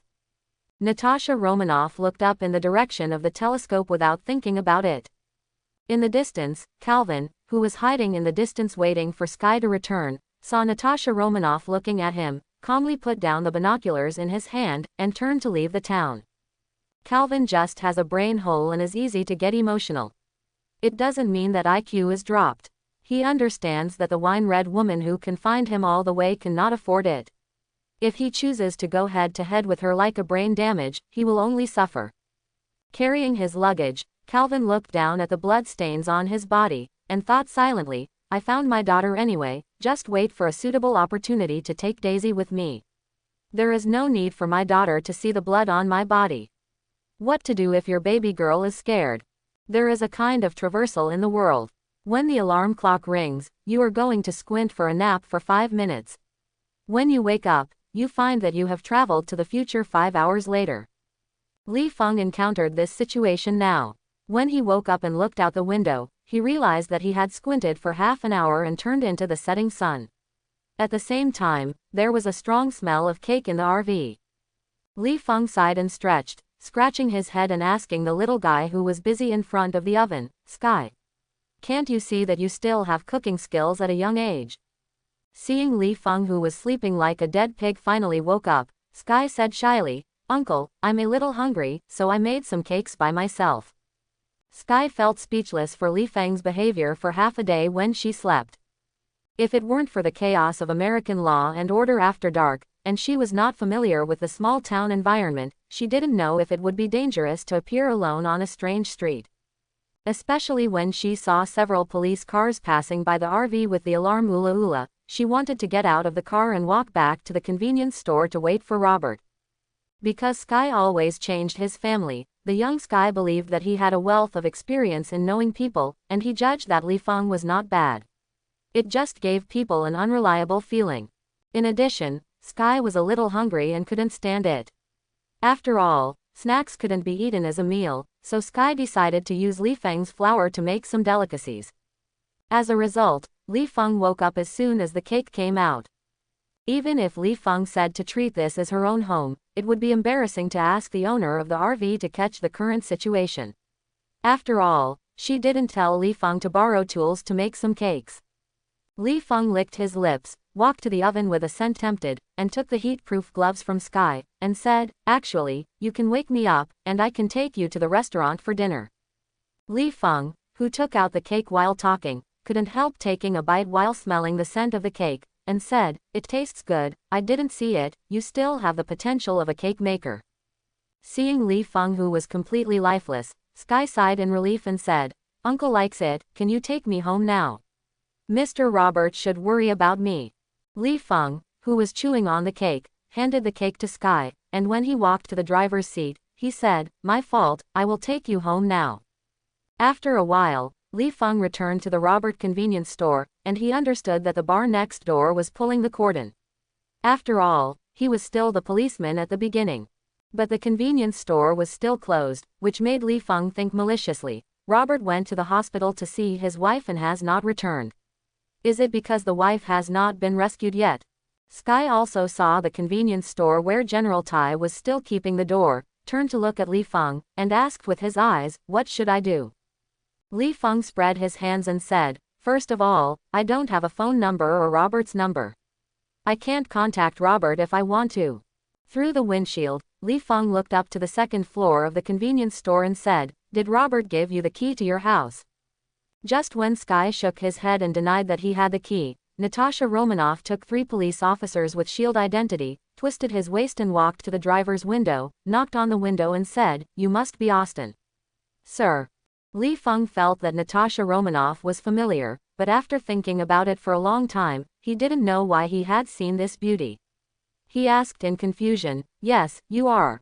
Natasha Romanoff glanced at Sky in the car and said, "I'm Robert's niece, Natasha Romanoff, I think he told you about me." Natasha Romanoff. Li Feng's pupils shrank, and he cursed in his heart, "Ma and widow sister. No wonder you are familiar with you, Robert, I misunderstood you, and so are you.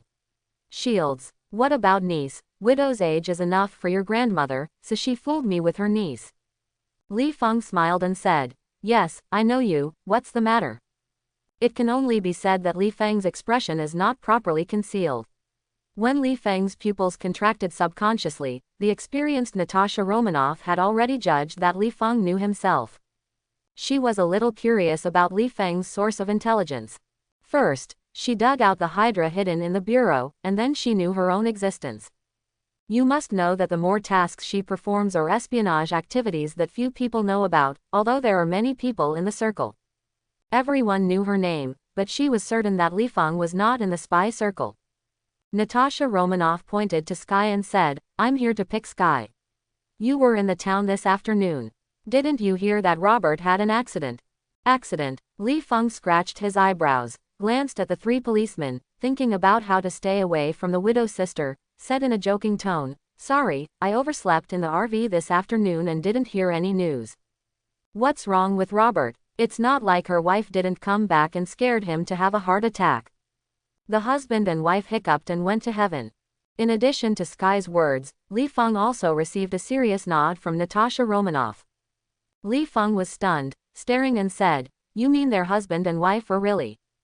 The policeman behind Natasha Romanoff coughed and signaled that there were minors at the scene, and some things should not be said in front of the children. Natasha Romanoff nodded clearly and said, "Mr. Austin, please open the door and let Sky come down." While speaking, Natasha Romanoff broke the door of the driving position and signaled Li Feng and Sky to get out of the driving position.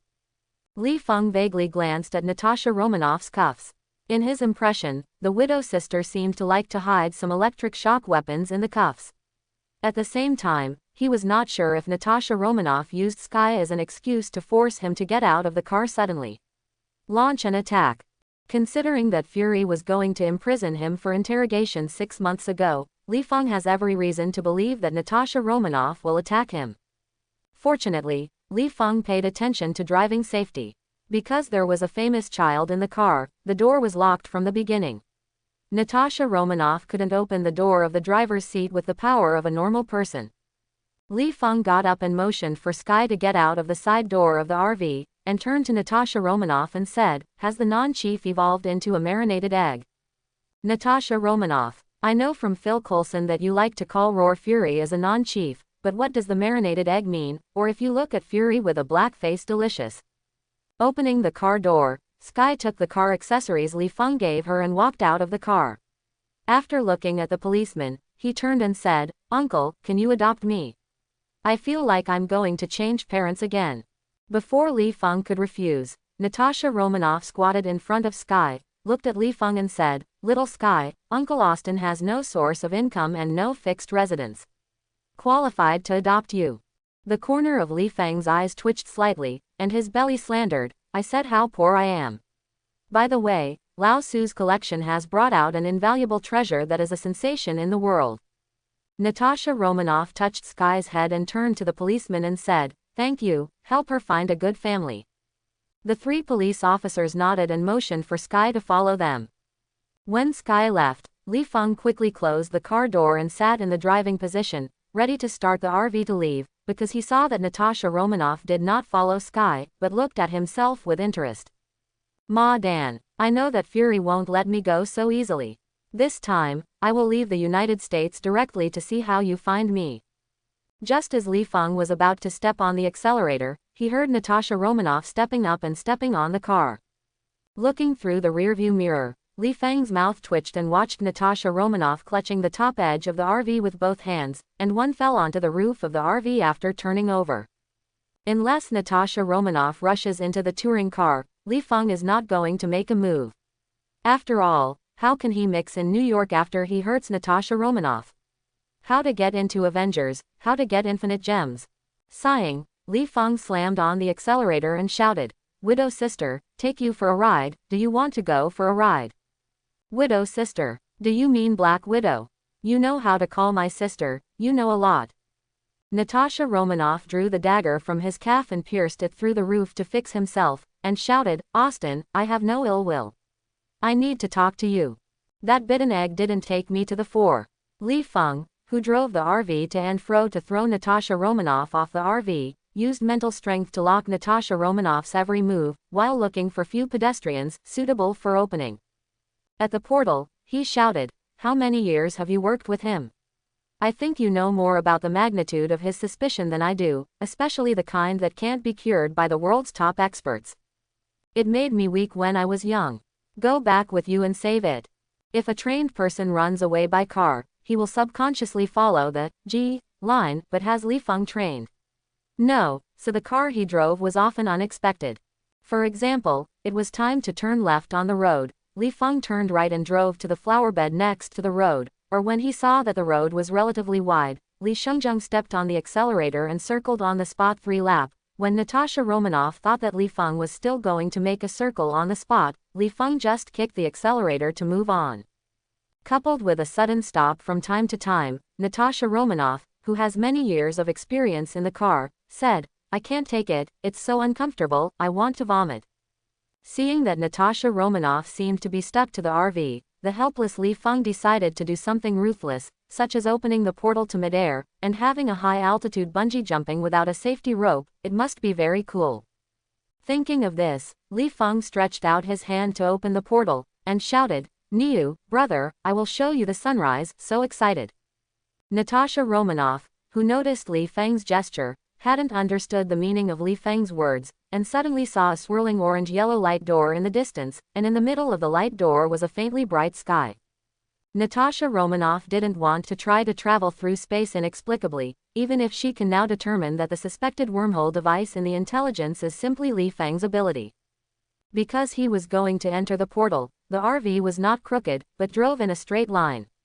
Natasha Romanoff jumped out of the RV decisively at this time and watched Li Feng drive through the light door and disappear in front of him.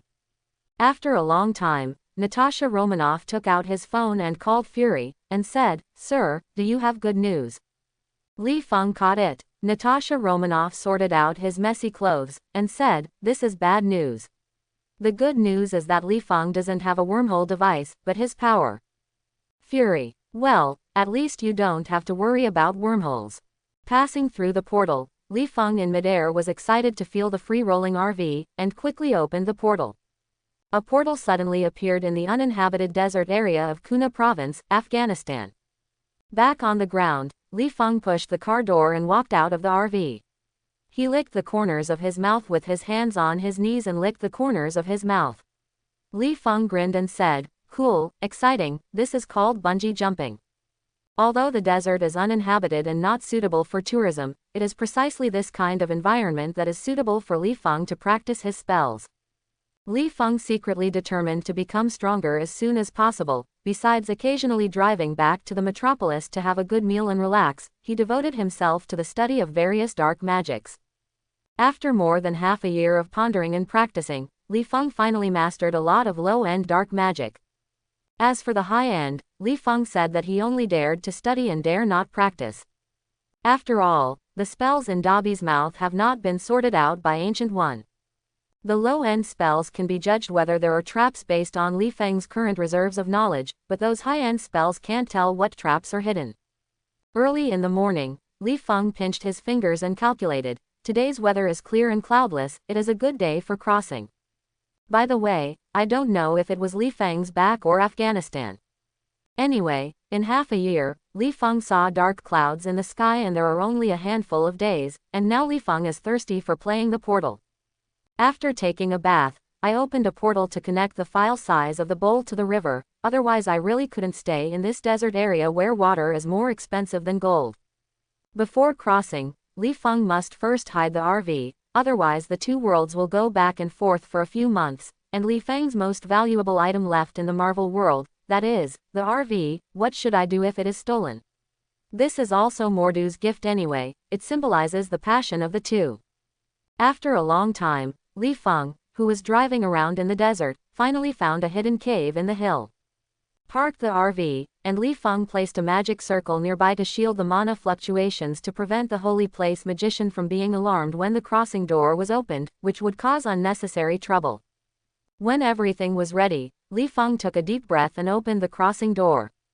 Li Feng, who was squeezed out of the rubber pipe like milk through the door, had his first impression of the world as cold, so cold that his whole body shivered subconsciously.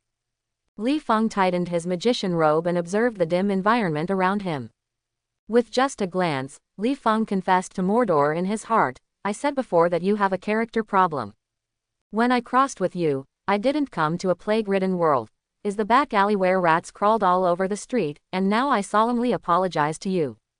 It's not that you have a character problem, but I have a problem. At least you can guarantee freedom after crossing with you. What about me, especially crossing the cold and damp cell? What the hell is this? I have the face of a prisoner, or am I destined to be hunted down? There is a bittern in the Marvel world who wants to imprison me, so this world is imprisoned directly." A black-lined Li Feng drew a magic long knife and slashed open the cell door.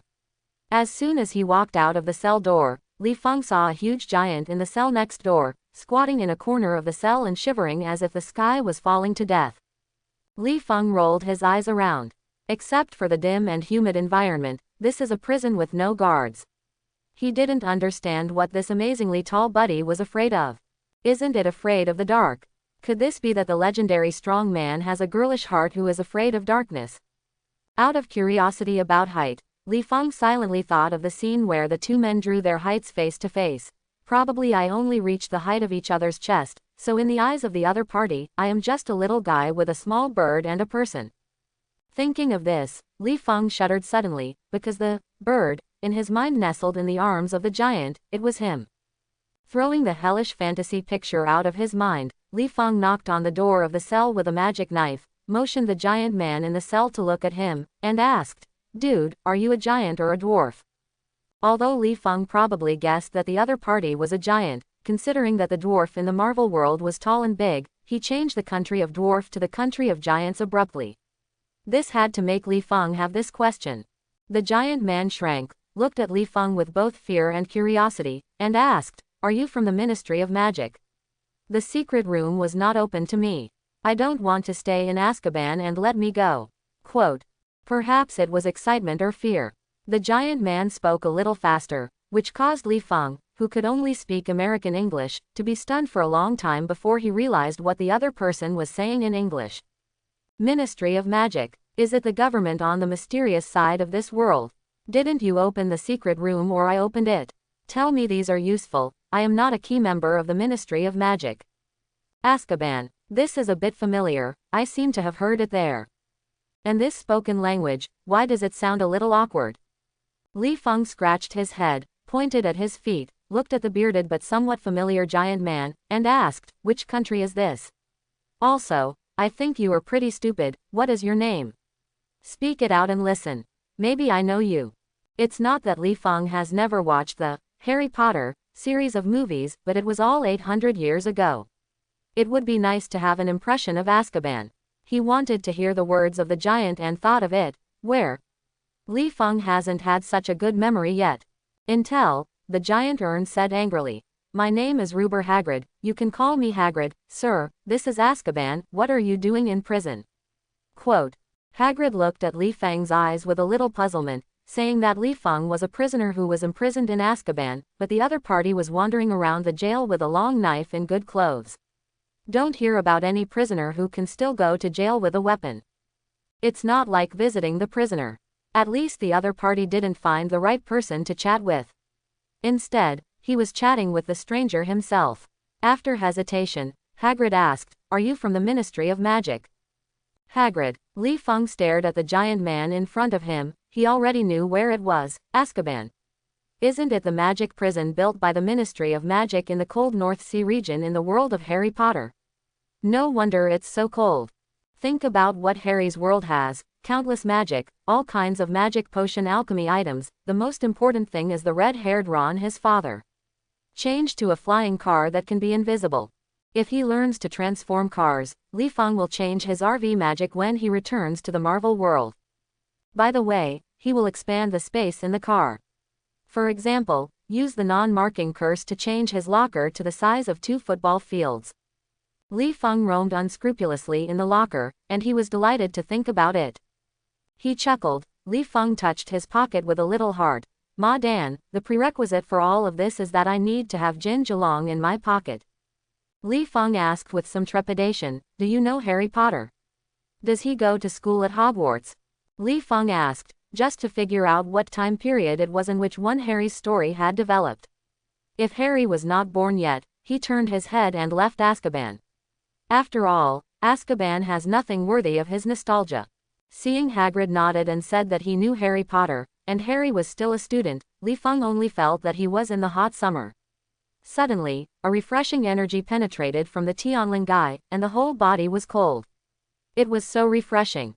Suddenly, Li Feng seemed to think of something. When he probed for the fat sheep in his mind, he looked at Hagrid suspiciously. "Azkaban. Isn't it a prison guarded by a Dementor? I don't remember Hagrid being imprisoned in Azkaban, what's the situation? This is not a fake Harry Potter world, is it? Hagrid, tell me how you were locked up here." Hagrid's personality is a bit silly, but it doesn't mean he is stupid. He doesn't even know who Li Feng is, so how dare he say anything about whether Hogwarts can continue to operate? Seeing Hagrid covering his mouth and reluctant to say anything, Li Feng shrugged and continued to look for the fat sheep that could provide him with a lot of Jinjulong. As for Hagrid, he didn't talk. He didn't. If you want to get involved in Hogwarts to learn magic, it is estimated that Hagrid will not meet again in the future. And how did he get into school like an adult now? Aren't you afraid that Dumbledore would hang him at the school gate as a Death Eater? There are ways to learn magic, such as spending money to hire a private professor, which is more efficient than a professor teaching a group of children. After turning around in the cell for most of the time, Li Feng finally found the fat sheep in his mind. Li Feng stood in front of a cell, feeling a little uneasy, thinking that if he traveled through the wrong time and didn't meet the person he wanted to find, Jinjulong could say goodbye to himself, and he would have to spend more at that time. Thinking of another way to make some money, wouldn't this waste his precious time? Looking at the thin man with dull eyes and dirty hair and clothes, Li Feng said, "Hello, are you serious, Black? I know where Peter is. Do you want revenge? If you want to, give 1/3 of it. I will hand over Dwarf Star to you." After thinking about it, Li Feng was not sure that he could catch Peter Pettigrew alive. After all, that guy was too able to escape. He could only say that the escape attribute of the mouse was filled by him. Li Feng added, "Or 1/4 of the family property, I bring the dead little star Peter to you." Squatting in the corner of the prison, Black, who was suspected of Sirius, his dull eyes became bloodthirsty and energetic after hearing Li Feng's words, and a madness spread gradually on his face. Black rushed to the prison door, trying to grab Li Feng by the collar, but Li Feng had exorcised somehow, so how could he be caught so easily? Seeing that Li Feng was caught, Black shouted, "Let me go out, I will kill Dwarf Star myself, he is mine, no one can kill him." Hearing Blake admitting that he is serious, Li Feng sighed with relief. He was worried that he had traveled too late in time, and his worries that the rich man Blake would escape from Azkaban also disappeared, because he knew that he had traveled to the right time at the right time. Location: as long as you take Blake out of Azkaban, I believe Blake will pay him a large sum of Jinjulong. If you are telling the other party where the Pettigrew is, hee. Diagon Alley, I'm here. As the prison of the wizarding world, Azkaban has no human rights for the prisoners here. Not to mention having a newspaper for entertainment, and even the prison has no time for public release. The only space for activities is his prison. As for peace chat with inmates, Azkaban offers a single suite, you deserve it. Perhaps it was because of being detained for too long. Blake, who hadn't communicated with others for a long time, seemed to have a lot to say. He finally met Li Feng, who was willing to listen to his complaints.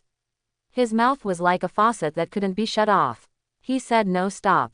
I saw the scrawny Blake sitting on the ground and sneered. The mysterious human rights were overwhelming and upset the magical world. It was just because of a prophecy that he was about to kill Harry, who was still in swaddling clothes. Originally Harry's father, James Bow.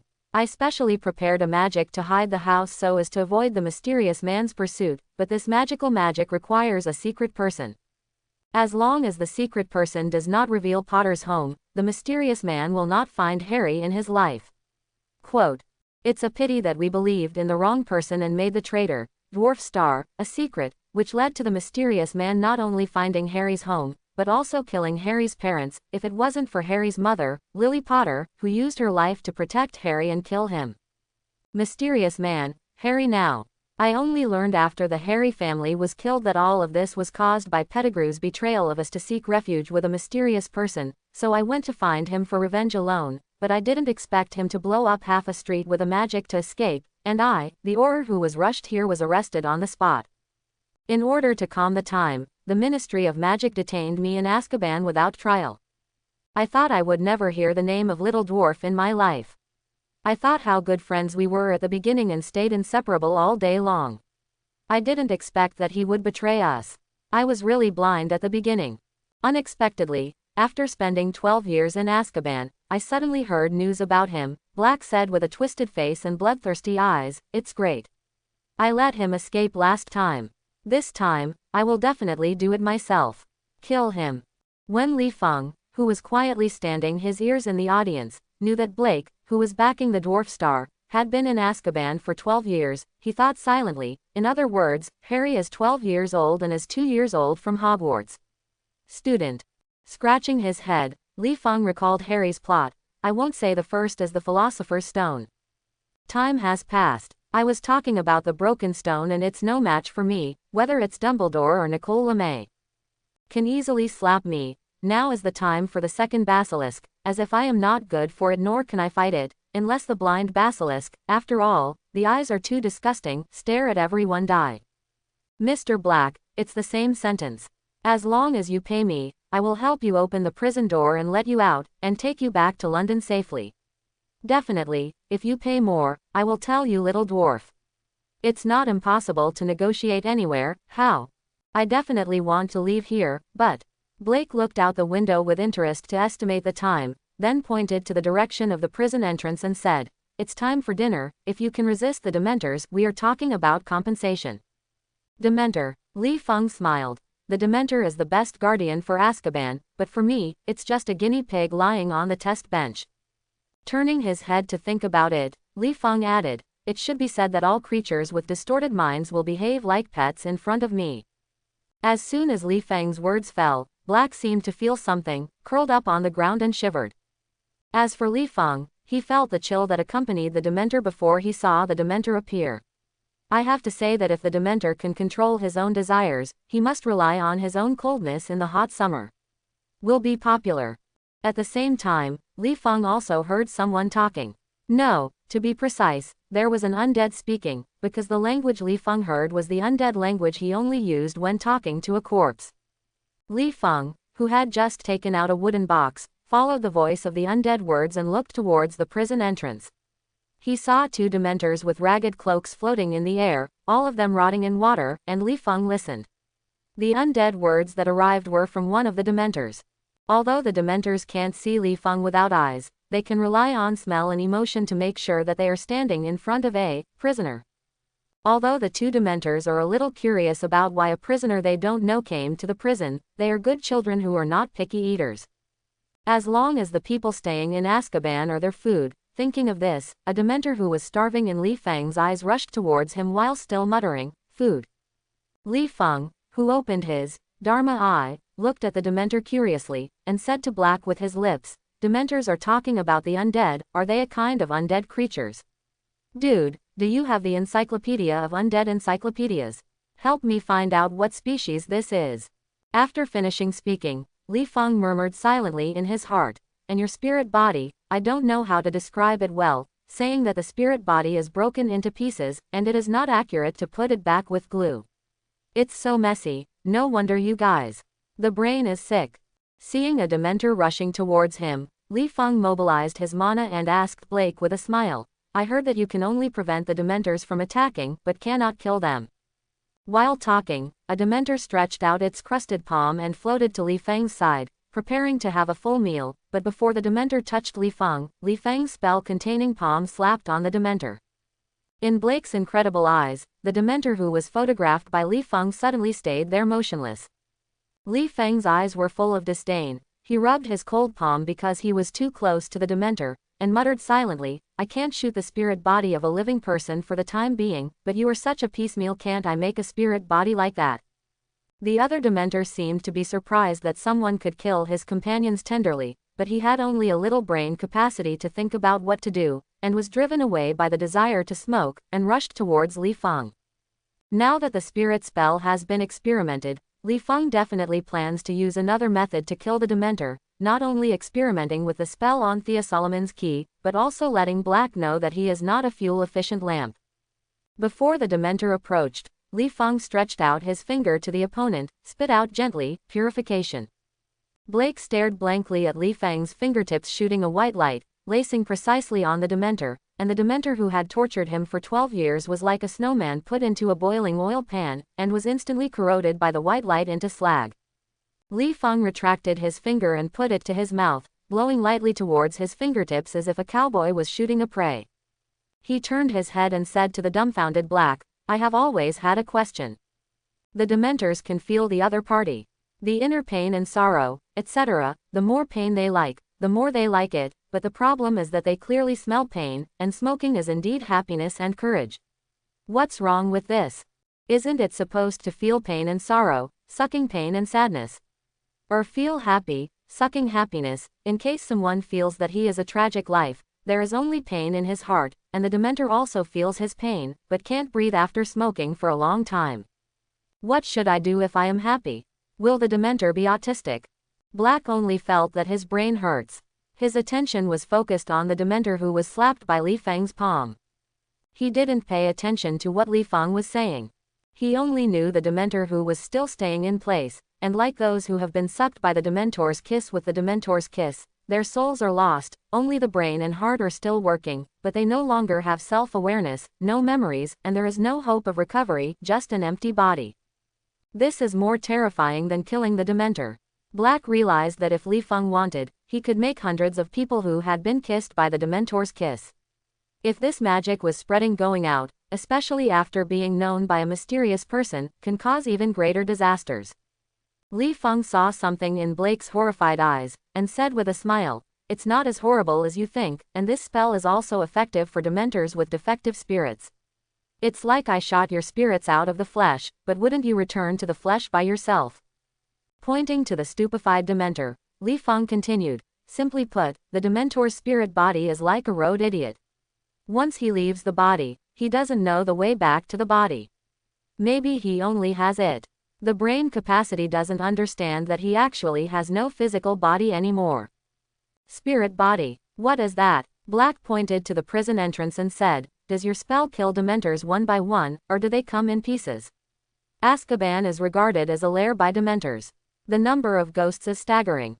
Li Feng overturned the wooden box in his hand and walked around the dazed Dementor and said, "Spirit body, I can't explain it for a while, or wait for us to leave. I will teach you, as long as you pay me a sum as for the reward for learning spiritual spells. As for the large number of Dementors, you will know later." Li Feng touched his chin, turned his head to look at Blake, and said, "What do you think of me raising a Dementor as a pet? It's very popular when shopping." Seeing that there is hope of being released from prison, and there is also a chance to stab the little dwarf, Blake's mood is obviously better, and he can cast his eyes to Li Feng and say, "It's pretty cool. I guess the entire magical world would dare to think so. Aren't you afraid they will bite the Lord someday? How easy it is to not give them a chance to eat the master." Feeling the air keep cooling down, Li Feng glanced at the frost that quickly formed on the ground. He understood that it was a large number of Dementors who had noticed the death of their companions and were ready to come to check, or to avenge their companions. Li Feng licked his lips, and quickly opened the mirror space when several Dementors appeared in front of him, wrapped the several Dementors in the mirror space, then opened the wooden box with a grin, and spoke to the Dementors with undead words. Guai said, "Surrender or die." "Maiden, I wanted to say this to magical creatures, but my strength was too low before. In addition to being hanged or beaten, I finally met the magical creatures that I restrained. I feel so sorry to not say this." In the mirrored space, several Dementors opened the wooden box in Li Feng's hand, and they were forced to one corner by the deadly energy emitted by the pseudo-angel's feathers, shivering and wailing in pain that only Li Feng could hear. It wasn't until Li Feng felt that these Dementors might actually belch after being exposed to the false angel feathers for a while, Li Feng closed the wooden box and said, "Now, the one who chooses to surrender kneels on the ground and sign a slave contract with me, thinking if you die, just say, I will perfect you." Eating the weak and eating the weak is the basic law of nature. To survive or die, the Dementor definitely chooses to survive, just like the Dementor will take refuge in mysterious people in the future. Li Feng didn't know how the mysterious man subdued the Dementors, but it was nothing more than a threat of force or temptation. Now, Li Feng just demonstrated his ability to kill the Dementors, and the Dementors bowed their heads and waited for Li Feng. Carve out the contract. Conquering the Dementors in the mirror space, Li Feng couldn't wait to open the portal and commanded in undead words, "Now, catch me all those Dementors who have not signed the slave contract." The Dementor who became a slave nodded slightly and said in undead language, "Yes, master." After that, these Dementors returned to the real world through the portal, and what Li Feng had to do was to wait in the mirror space for his new servants to capture the Dementors into the mirror space. At the beginning, Li Feng was afraid that his servants were too few. The Dementors who were caught would resist after understanding what fate was about to face. For safety reasons, Li Feng still maintained a mirror space, waiting for a few willed Dementors to be thrown away. After entering the mirror space, close the portal to prevent escaping, take out the wooden box and threaten it before conquering. However, as Azkaban's Dementors continued to become Li Feng's servants, the number of Dementors traveling between reality and the mirror space is rapidly increasing like a snowball. In the end, the wild Dementors were caught too much and too quickly, and Li Feng simply walked out of the mirror space and stood in front of Black, letting him see how he conquered the Dementors. It wasn't until the sky started to lighten that Li Feng completely conquered the last Dementor. Black, who was squatting in the cell, looked at a slightly larger Dementor standing behind Li Feng like a baby, and said, "Originally I wanted to leave Azkaban, the Ministry of Magic. Well, why do you want me? Now it's all right. I guess I walked blatantly on the street and no one paid attention to me, because the Ministry of Magic's attention is all on you. I just want to say, buddy, you are very capable of making trouble." Blake stretched out a dry, skinny hand, motioned to shake hands with Li Feng, and said, "Although you know my name, I don't know yet. Your name is not fair." After shaking hands, Li Feng signaled Blake to retreat, opening the cell door and saying, "Austin, just call me Austin." Walking out of the cell, Blake took a deep breath of freedom, and said, "How are you going to arrange these Dementors? I have to remind you that Dementors are in the darkest and dirtiest places. They like corruption and despair. The peace, hope and happiness in the air around them are all sucked up. Too close to a Dementor, any good feelings and any happy memories of you will be sucked away by it." Blake looked up and down at Li Feng, and continued, "Although I don't know how you can ignore the Dementor by your side, but I think your family may not be able to bear a Dementor by your side." "Ignore? You look up to me. I am not ignoring it, but I am desperately trying to stabilize the spirit body. As long as the spirit body is stable enough, the Dementor can't find my emotions. What else can I talk about sucking my happiness? Try one, I will kill him in minutes. But it's really uncomfortable to be with the Dementors around me. Ma Dan, I just wanted to subdue the Dementors before, but didn't think about how to arrange them." Li Feng scratched his head awkwardly, turned around and ordered the leader of the Dementor, that is, the guy behind Li Feng who was slightly larger than the normal Dementor, and said, "You stay here and continue to be your guards. Before my order, you still follow the instructions of the Ministry of Magic. For the Dementors to stay away from Azkaban, this is their home and restaurant. After all, they will be hungry after leaving Azkaban." The Dementor leader nodded slightly, said, "Yes, Master." Azkaban is now Li Feng's sphere of influence, coupled with the cold and humid environment. The most important thing is that Big Sheep has gotten his hands, and Li Feng can't think of a reason for staying in Azkaban. Under the guidance of the Dementor, Li Feng and Blake walked out of Azkaban and stood on a rock. For a long time, Li Feng complained about Azkaban's built bunker, and at the same time said to Black, who was constantly yelling towards the sea, "Are you finished with venting? We will leave after we vent." Black took a deep breath, exhaled slowly, turned his head and said, "The taste of freedom." After speaking, Blake looked around for something and said, "How do we leave? Swim, or the door key? By the way, I have always wondered how you appeared in Azkaban. Also, I noticed that you were casting a spell.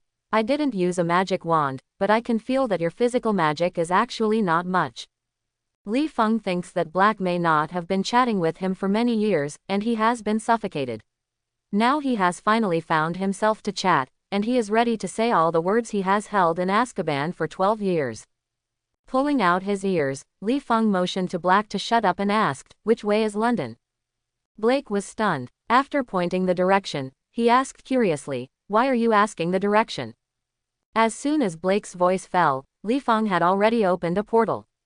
Although Harry Potter's world is also on the Earth, Li Feng said that he has never been to the UK, let alone where London is. In addition, Li Feng doesn't even know what London's iconic buildings look like, and the portal can open to London. That's strange.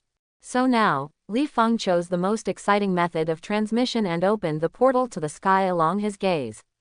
When the two of them became free fall in the air, Li Feng looked into the distance and opened the portal again, which was like falling into a bottomless pit. The North Sea is some distance away from London. Li Feng's mana cannot guarantee that they can feel London in one day, so Li Feng had to open the portal to a nearby island before he was about to run out of mana, ready to take a rest. At night, the two of them sat around the campfire, heating and grilling sea fish. I don't know how Azkaban's food was. Anyway, Li Feng felt that Blake was starving. He not only robbed him of his half-baked fish, but also ate all the fish scales clean. As a last resort, Li Feng could only go back to the beach to catch some marine fish again. When Li Feng cleaned the marine fish and inserted it by the campfire, he inadvertently saw Blake with green eyes staring at the fish in his hand, frightening Li Feng, almost throwing the fish on Black's face. Rolling his eyes at Blake, Li Feng said with a look of fascination, "Man, this is my fish, if you want to eat it, a golden gelong." The corner of Blake's eyes twitched slightly, and he said angrily, "Don't think that I have been in Azkaban for 12 years and I don't know the current prices. A golden gelong can buy a basket of marine fish. How much money do you need? Tell me about money. Tell me about money whenever you want." Li Feng spread his hands and said bitterly, "I am poor. People like you who were born in a rich family will not understand the suffering of poor people like us. Let me tell you this, except for the air roar sucks. Buy, you need money to buy the rest." Blake looked at Li Feng speechlessly. Shan Shan said, "No, I understand. I don't know where you know my past, but you probably don't know that I was penniless during the time I was removed from the Black family. When he was a minor, he could still live in his friend James's house. When he was an adult, he could only remodel the locomotive to eat. Oh, it's the kind of locomotive that can fly. After all, not everyone likes to fly all over the sky on a broom. The rich necromancer pursues his own personality, so in general, I can still support myself by craftsmanship." Hearing Blake's words, Li Feng only felt that his eyes lit up. It was really a dream to find her thousands of times, but the person was living opposite. Isn't what he lacks is the technology to transform the RV. Since Blake has this skill, why does he bother to find Ron his father? This is not going to be near and far. Li Feng let himself show the most kind smile, and said, "You want to eat fish, it's simple, as long as you teach me how to modify the locomotive, let alone eat such a small fish, I will catch a whale and honor you." Quote. Blake cast his eyes at Li Feng, and then turned his eyes to the cooked sea fish. Li Feng said that he understood in seconds, and respectfully offered the sea fish with both hands. After receiving the grilled fish, Blake blew the grilled fish so as not to burn his mouth, and said, "There are a lot of things involved in it. You can't learn it in a short while, and it's hard to learn if you don't just say it." Blake looked at Li Feng up and down, and said quietly, "Do you have a certificate? If I guess you're not wrong, you don't have a certificate. After all, you don't even have a wand to represent your identity. So we'd better find a way to get a legal certificate when we get back to London, so that you can buy parts in Diagon Alley. Documents. What department should my certificate be issued by? Traversers Association." Li Feng shrugged and said that he was a shady household and he didn't have any documents. "In addition, I don't know when the Ministry of Magic will find out that I have escaped from Azkaban, so we'd better get the ID before the Ministry of Magic issues a wanted, otherwise the fake ID will inform the Ministry of Magic when they help us. I got both the commission for false certification and the bounty from the Ministry of Magic." Li Feng nodded, indicating that he understood. That he immediately sat cross-legged by the campfire and started meditating to restore mana. Black was stunned by Li Feng's behavior. After all, in his impression, in addition to the use of potions to speed up the recovery of magic power, it can only be recovered naturally by time. Black with a big question mark on his forehead thought depressed, "What have I missed during my 12 years in Azkaban?" The next morning, when the sun was shining on the Thames, Li Feng stood by the river with a messy haircut, and with a ruined look, he slumped his arm on the tattered Black's shoulder, panting and saying, "It's finally over, no it's easy." Blake, who was shivering by the high-altitude wind, rolled his eyes on his shoulders, with a deeply emotional expression, raised his hands and said, "It's not easy, I swear that I will never cross your weird teleportation in my life. Door, look at my hands, I feel that my hands have been dried by the high winds. By the way, your portal can only be opened where you can see." Thoughtful Li Feng shrugged his shoulders, believing that Black had said to the portal and said, "Isn't this exciting? It's much more fun than modifying a flying locomotive." Blake rolled his eyes, looked at the few passers-by on the street, and said, "I guess you don't have any Muggle-used coins on your poor ghost. I think I'd better walk home and get warm by the way." Li Feng turned out his pockets and muttered, "It seems that you are rich now, and you are not as clean as I am. I am saying that with our current dress, we just need to squat to the side of the road." Someone will give us some change for the subway. It's a pity that Li Feng responded with a pair of sharp eyes. Black lowered his voice, bit the corner of his mouth and said sharply, I would rather wash the dishes to earn the fare than you squat on the side of the road and beg like you. After that, Blake was not paying attention to Li Feng, and walked in the direction of his own home. Cut. Li Feng, who followed Blake, whispered contemptuously, are you the pride of aristocrats? Blake's home was at number 12 Mowgli Square, some distance away from where Li Feng were seated. When Li Feng felt that his lower body was about to break and he needed to call an ambulance, the two went to Blake's door. Standing in the middle of number 11 and number 13 in Mowgli Square, Black stomped slightly. Li Feng curiously watched the houses side by side in front of him suddenly move to both sides, like a huge amounts of sliding stone door, until the hidden mob was revealed. House number 12 in the square. And all of this, the people living in the isolated house have no feeling, the same, the few streets on the street, the pedestrians are also unaware of all this. Blake looked back at Li Feng and motioned for Li Feng to follow. I don't know how long Blake hasn't returned home. Li Feng, who just walked into the door, covered his mouth and said, man, is this a house or a garbage dump? Is there a place for the fish? Black also covered his mouth and nose, enduring the musty smell that could smoke dead man, frowning and said, this is my parents' house. I haven't come back since I was driven out of the family, but now there is only one member of my family. Naturally it belongs to me, but I remember that there is still a house elf cleaning in the house. Blake hadn't finished speaking. A 1 meter tall, with big bat ears, and a weird pointy nose that was about to drop to his upper lip, a shabby house elf suddenly appeared in front of them and said, the greedy thief is here again. The Black family, there are no more valuables here. Halfway through the conversation, the house elf seemed to see Black, and said with some excitement, Sirius, who betrayed the bloodline, is back. Li Feng stabbed Black quietly, and said, what's wrong with this guy? I'm very excited when I see you on the surface, but what makes me think I dislike you?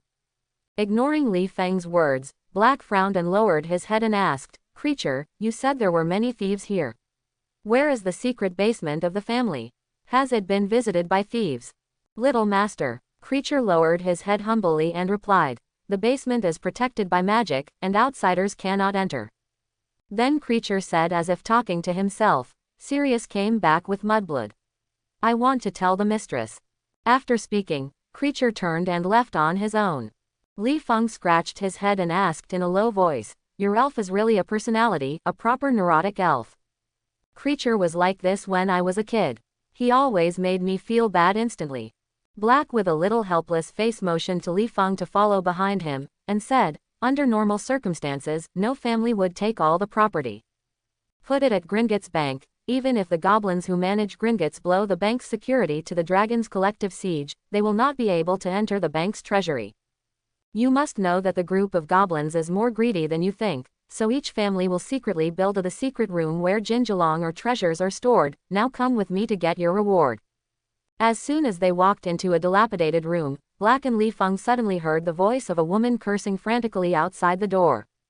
Before Li Feng asked, Black suddenly remembered something, grabbed a tablecloth and turned to leave. After a while, the woman's voice was heard. Disappeared instantly. In the room, Li Feng looked at the Black family genealogy hanging on the surrounding walls with great interest. Li Feng remembers that Hogwarts can recruit so few new students every year. If the number of new students exceeds 100 in any given year, Dumbledore can do more.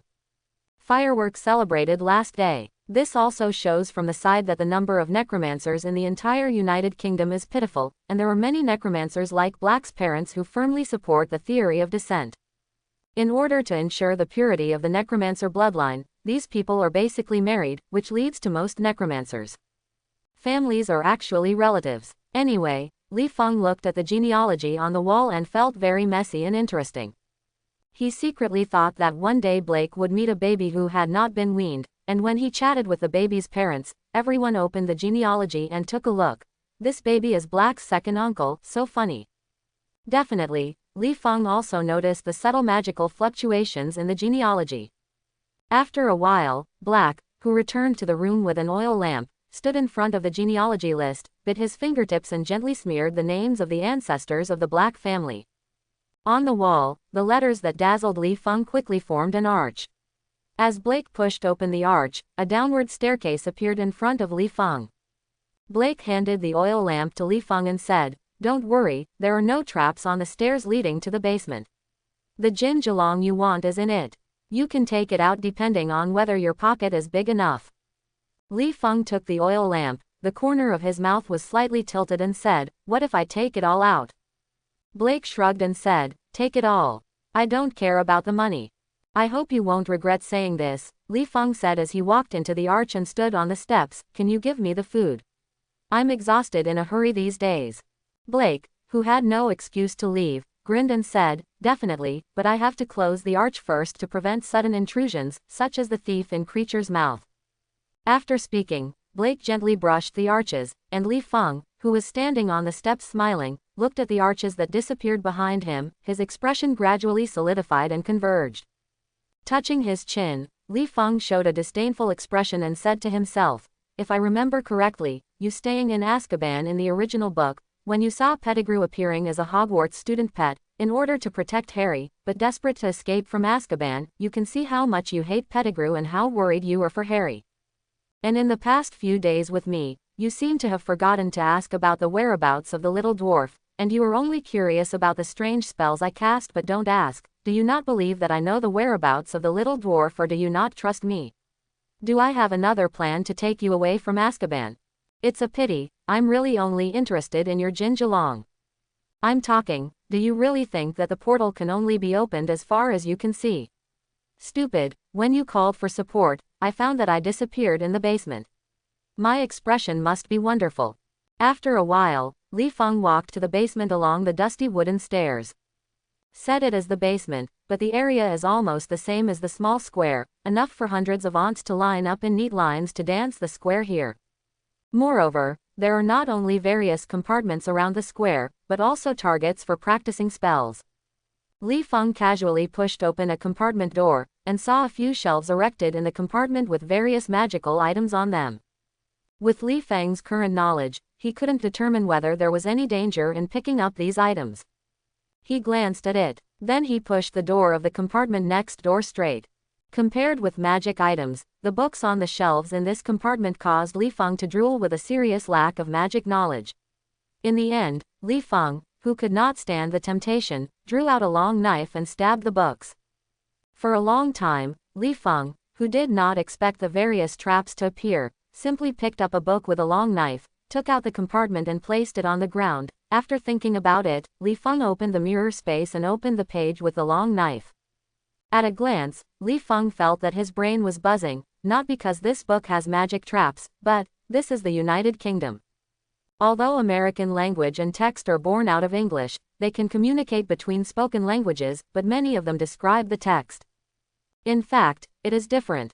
If it is an ordinary book, Li Feng can still bite the bullet and read it, but this is a book that records magic knowledge. A misunderstanding of a word can kill people. Thinking of this, Li Feng felt so heartbroken. This made his original plan to buy a large number of magic books in Diagon Alley aborted. He couldn't even understand the text. How could he learn and find reaction software? This is the magical world, and the understanding of the same object in the Duni world is completely different. It is like the life and death water of the magic world, and the effect is the same as the Duni sleep medicine. But the question is which translation software translates the sleep medicine into the life and death water. Li Feng twitched his mouth and picked the books back to the shelf with a long knife. Now, he only asked for a special prop in Diagon Alley that could translate these words into American words that he was familiar with. Definitely, it would be better to translate them into Chinese characters. After all, Li Feng more familiar with the understanding of Chinese characters. Pushing open the compartment doors one by one, Li Feng finally found piles of Jin Zilong, grabbed a handful of casual pockets, until he could no longer fit them in his pockets. Li Feng reluctantly opened the last compartment door. In the last compartment, a solitary experiment table is placed with various screwdrivers and drills of different file sizes. The difference from other compartments is that this experiment table is relatively clean. Obviously, this is a room that people use all year round. Walking into the compartment, Li Feng looked curiously at a locket fixed on the experimental table. With the dim light of the oil lamp, Li Feng saw a large snake in the shape of ants, carved on the shell of the locket. With the deepening of spiritual magic skills, Li Feng had a strange feeling for the locket, and he felt that the thing seemed to have life. After thinking about it, Li Feng opened his Dharma eye, and looked down at the locket, only to see the spirit body present in the locket that surprised Li Feng. From the perspective of the spirit body, there is indeed a distorted and chaotic soul in the locket, but this spirit body has no color, but black and white. This shows that the soul in the locket is undead, but the soul of the undead is not. When death god drags into the underworld, it will slowly dissipate in the air. Moreover, Li Feng also saw that there is a kind of magic on the locket to protect the soul in it, so that he can safely hide in the locket. The most important thing is that Li Feng also sees that this soul is alive, indicating that the soul is alive. People are not real dead souls. Based on his understanding of the spirit body and the plot of Harry's world, Li Feng immediately thought that the locket was one of the mysterious people's Horcruxes, the locket of the Salazar Slytherin family. To be honest, when Li Feng first watched the movie, he felt that the mysterious person transformed himself into a snake face that is not like a human or a ghost. He felt that the other party's brain was definitely sick. Is it worth it if power is right? Does that thing bring something to death when it comes to life? Is it useful? The magician must either achieve immortality by his strength, or he must hang his portrait on the wall for people to remember within 1,000 years after his death. With a grin, Li Feng picked up the locket with a long knife. Even if you look at the movie, everyone dared to hold the locket in hand. It seems that there is no harm except wearing the locket for a long time and being bewitched by the remnant soul of the mysterious person in the box. But that is a movie. This is the real world. Besides, the ghost knows what magic the mysterious person is still carving on the locket to protect it. What if Li Feng doesn't hold it still and takes it off? He wants to live a few more years. Taking out a scroll in the wooden box with fake angel feathers, Li Feng was a little tangled. If you wrap the locket with a scroll, Li Feng doesn't worry about being tempted by the locket. After all, he is a magician who has learned seduction spells from the devil. If it weren't for Li Feng's mana that is inferior to a mysterious person in terms of purity and quantity, he could not decide who is seduced. Li Feng's only concern was whether he would accidentally trigger the unknown magic on the locket with him. It is interesting to put the locket in the wooden box. The most basic function of the wooden box is to protect the energy of the fake angel feathers from leaking. Therefore, the wooden box is still trustworthy from the perspective of airtightness. Put the box in the wooden box, and the temptation is naturally isolated. This is like a mysterious person being locked into a small black room by Li Feng. As for the magic on the locket, definitely will also be locked into the small black room. The only trouble is that the fake angel feather cannot be put together with the locket. This thing is a big killer for all soul-distorting creatures. Once the two are put together, the soul in the locket must be faked angel feather kill. But when the fake angel feather leaves the wooden box, the energy on the feathers will continue to dissipate, eventually turning the fake angel feather into an ordinary goose feather. This is something Li Feng does not want to see. He also wants to use this feather to restrain the devil kind of creatures, in order to blackmail spells from the devil's mouth. Although Li Feng did not intend to participate in Harry's plot, this does not prevent Li Feng from imagining a deal with Dumbledore. At the cost of surrendering the locket, Dumbledore can teach himself magic or a magic that he covets. Prop time converter. After thinking about it for a long time, Li Feng was still reluctant to consume the energy of the pseudo-angel feathers at the expense of saving a locket that was not used much except for trading. Wrap the locket carefully with a scroll and put it in his pocket. Li Feng stretched out his hand to open the portal. At this time, Li Feng was very thankful that Black chose to use his feet to measure the distance from the Thames to Grimmauld Place. This gave Li Feng enough time to remember the environment along the way, so that he could open the portal and leave the secret basement of the Black family. Li Feng, wearing a windbreaker and a long knife, suddenly stepped from the portal to the street, scared the pedestrians around him, and immediately, Li Feng said to the bewildered pedestrian, "I am a street magician, I hope I will become alive." The magic didn't scare you. After speaking, Li Feng bowed to the surroundings and apologized and left the crowd with a depressed look. The reason why Li Feng is depressed is because he forgot to ask Black where Diagon Alley is. When he first arrived, he only knew that the broken axe bar can lead to Diagon Alley, but he didn't know where the broken axe bar was. What happened to him? Go to Diagon Alley. Li Feng, who only had necromancer coins in his pocket, squatted on the side of the road hungry, opened his Dharma eyes to check the spirit bodies of passing pedestrians from time to time, and prayed in his heart that a necromancer specific to the spirit body would pass in front of him, so that he could inquire about Diagon Alley. How to go? Until the sky was completely dark, Li Feng, still dreaming of finding necromancer, suddenly saw an afterimage galloping past his eyes. Grip the grass. What was the thing that went by just now? The startled Li Feng got up and looked at the afterimage, and when the afterimage was about to disappear from his sight, he realized that it was a 3-story bus. A night bus that can only be seen by a person with magical power in his body.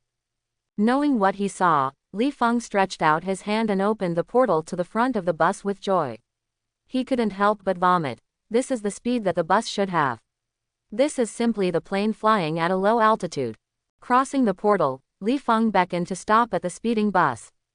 Unfortunately, the rule of the night bus is that he will only come when necromancer points his wand to the side of the road. What about Li Feng? Where can I find a magic wand? Therefore, the cavalier's bus just didn't see Li Feng, and roared past by Li Feng's side. On the cavalier's bus, the driver seemed to glance at Li Feng, turned his head and said to the conductor, "I seem to see someone beckoning to us just now." The conductor said indifferently, "Did you see his wand in his hand?" The driver, who saw Li Feng again appearing on the side of the road, shook his head and said, "I didn't see clearly." "I can see clearly, he doesn't have a magic wand in his hand. Hell, he was just behind him, why suddenly ran in front of us?" When Li Feng opened the portal to the front of the night bus for the 4th time and waved his hand, the night bus finally stopped. With a sigh of relief, Li Feng watched the car door open. The conductor with the hat diagonally leaned against the car door and curiously said, "Sir, can you see the night bus?" "I can't see chasing you." While slandering, Li Feng boarded the cavalier's bus and said, "Broken Axe Bar, in London." Seeing Li Feng directly board the bus, the conductor knew that the other party was a necromancer, but he was very curious. It is important to know that the purpose of the bus is for those who are uncomfortable with flow fans, or those who are unreliable in phantom shifting ability. Yes, where is Li Feng? Since you can suddenly appear in front of the bus, it means that the opponent has a way to move instantaneously. Why do you still need to take a night bus? After getting on the bus, Li Feng sat on a free bed as fast as he could. He knew that the seat where the conductor stood and the bed were protected by magic to prevent passengers from being thrown out of their seats by inertia when the high-speed bus brakes suddenly. There is no magic protection in the corridors and other places. If Li Feng doesn't want to experience being thrown around by inertia and spit out the overnight meal, the best way is to sit in his seat honestly. Taking advantage of the timing when the bus did not start, the conductor walked to Li Feng to ask for the fare. Li Feng took out a gold gelong from his pocket and handed it to the conductor. The conductor frowned and said, "Sir, do you have any change?" Li Feng shook his head. The jin gelong on his body was taken from the small vault of the Black family, whose gold inventory does not store jin gelong but instead stores small denominations such as silver cyc or copper nat. Having said that, in order to make sure that he has enough money to buy various magic materials, Li Feng only has large denominations of jin gelong in his eyes. With such a small amount of capacity, it takes watts of brains to install change. The conductor shrugged, took out the change from his pocket and paid Li Feng, then turned back to his seat, and after reporting to the driver where Li Feng wanted to go, the conductor asked curiously, "Sir, where's your magic wand?" Lost, Li Feng looked out the window and said casually, "Isn't this going to Diagon Alley to buy a new one?" "Sir, I have to remind you that the shops in Diagon Alley are all closed now," said the conductor, who obviously didn't believe Li Feng was talking nonsense. "I'm afraid you want to go to the Broken Axe Bar for a drink. As for the wand, it is probably confiscated by your wife to prevent you from using magic indiscriminately after drinking." Obviously, the conductor is a talkative person, but when the conductor asked Li Feng how suddenly he ran to the front of the bus, the night bus had already stopped at the entrance of the Broken Axe Bar. It can be seen that the night bus should indeed be renamed, and it was almost the same. Li Feng picked up his belongings and smiled and said to the conductor, who was still waiting for an explanation, "I will tell you next time when I take the Cavalier bus." After speaking, Li Feng got out of the car and pushed open the door of Poke's bar. The bar door seems to be a simple wooden door, but the sound insulation effect is surprisingly good. As soon as he opened the door, Li Feng knew what is noisy and what is hot business. Inside the bar, the owner Tom glanced at the unfamiliar Li Feng and said, "Sir, what do I need?" "Food," Li Feng said without thinking. "There is still a vacant room." Soon Tom put the food in front of Li Feng and asked, "Sir, what is your name? I seem to have never seen you." Already hungry, Li Feng grabbed the food and took a bite and said, "Austin, I'm here for a trip to London. Unfortunately, my luggage was stolen by the Muggles. I hope they won't use my wand as a deal." I was stunned by his baton. I have used it for many years. Putting down the food, Li Feng looked at Tom with innocent eyes and said, "I can also buy a magic wand in London, right?" Tom nodded, pointed to a door in the distance of the bar, and said, "There is a passage leading to Diagon Alley. When the store in Diagon Alley opens tomorrow, I will show you to open that door. You can go to Garrick." Mr. Ollivander bought a pleasing wand. Li Shenging smiled heartily. "It's done, just wait for the Jinjulong in his pocket to be spent tomorrow." Just as Li Feng had fallen asleep in the soft bed, roar, Blake, who was staying at home anxiously waiting for the guests to come, finally heard someone ring his doorbell. Blake opened the door excitedly, and saw that besides the principal of Hogwarts who was waiting, Albert Dumbledore, there was also an old friend. He unexpectedly stood outside, Remus John Liu, flat. Blake corrected the sharp haircut that hadn't come in a hurry, and respectfully said to the old man with the gray beard, "Principal Dumbledore, it's nice to meet you." After that, Blake wanted to hug his old friend forward. "I didn't expect to see you here, Moonface." Lupin took a step back with a sneer on his face to show that he didn't want to hug Black. After all, in Lupin's impression, Black was still the murderer of the Harry family and the dwarf Peter. If it hadn't been for Dumbledore to come to my residence and invite me to become a professor of black magic defense for the next semester at Hogwarts, I really didn't know that you have such a great skill. Caban flees, or this is what he taught you after you take refuge in a mysterious person. Black's mouth twitched, and he shouted frantically, "I didn't betray. I'm not the principal now." Dumbledore saw that Lupin and Blake were full of gunpowder in their speech, and quickly interrupted each other's words, and signaled that Lupin didn't need to be nervous and said in confusion, "When I received a letter from you under your signature. Very surprised, aren't you, in Azkaban? How did you escape?" "Not the principal." Black was stunned, and while motioning for the two to enter the room, he frowned and asked, "Is it a conspiracy set up by the Death Eaters? I knew Austin had other plans, and I guess he would save me. Coming out is also part of the plan." Entering Black's old house, Dumbledore shook his head slightly and said, "It's nothing to do with the Death Eaters. It's a major event in the school. Some students opened the Slytherin's secret room and released monsters to clean up the Muggle-born students. There are already several people. When I was hurt, the school board decided to expel me to quell the incident." On the side, he hid the wand in his hands, and Lupin, who was always on alert, said, "Let's talk about how you escaped from Azkaban. If you can't convince me, I think the Auror will be happy to put you in Azkaban again. Caban, and I will also apply for permission from the Ministry of Magic to allow the Dementors to perform the Dementor's kiss on you." He couldn't feel the warm hug of his old friend and only heard the mouthful of irony and murderous intent. Blake looked a little helpless. He understood that before he found Peter the little dwarf, he said that he could not wash away his murderous stains.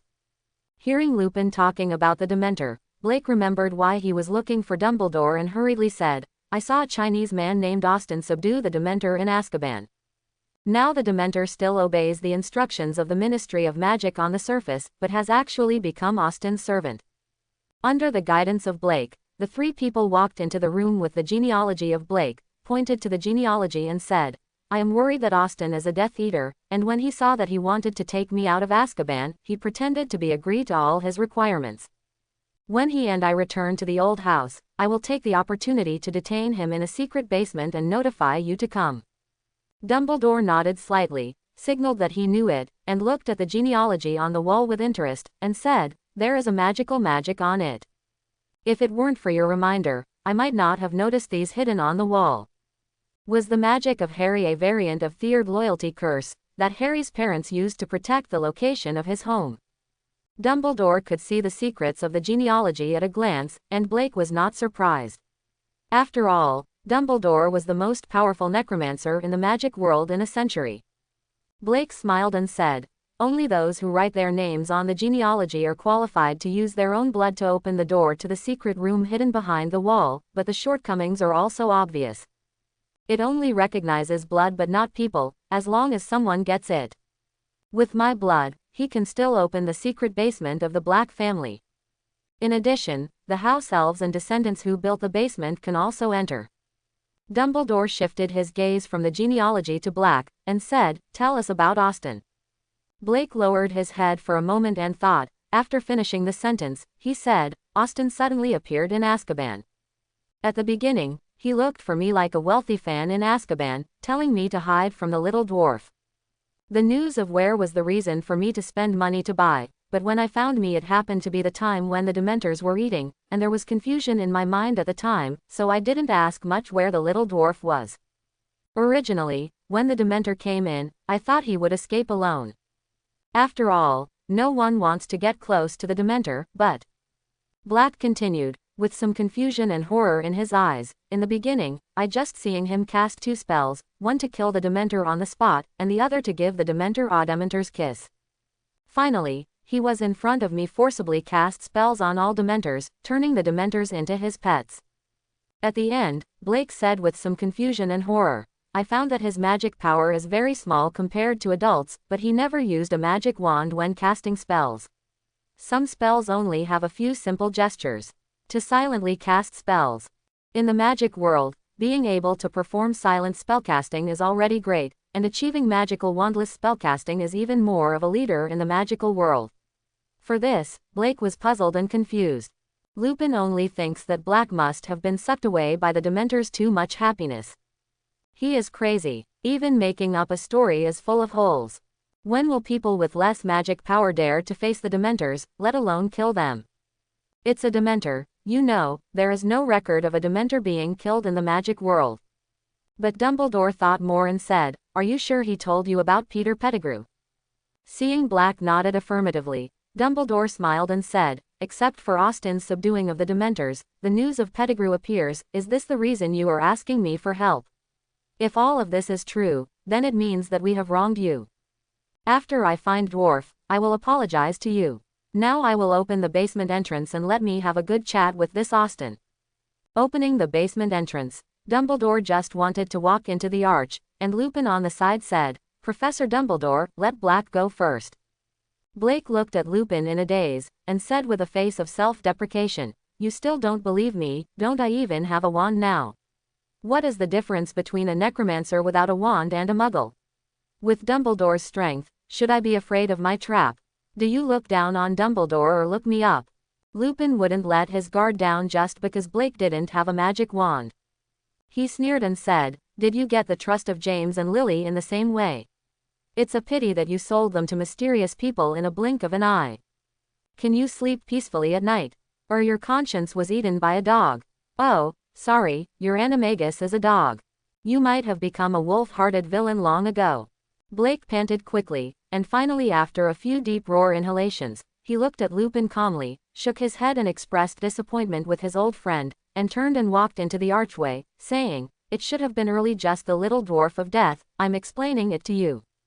Dumbledore walked to Lupin's side, put his right hand on Lupin's shoulder, and said, "Just because Blake escaped from Azkaban, he didn't hide. Instead, he immediately contacted me and told me about the Dementor. I believe Blake was on his body. The charge was framed." After speaking, Dumbledore walked into the basement behind Black. At the moment there is no trace of Li Feng in the basement. In addition to the obvious messy footprints on the ground, only the same messy small vault proves that someone has actually come to the basement. In addition, the 3 people didn't even find a cockroach in the basement.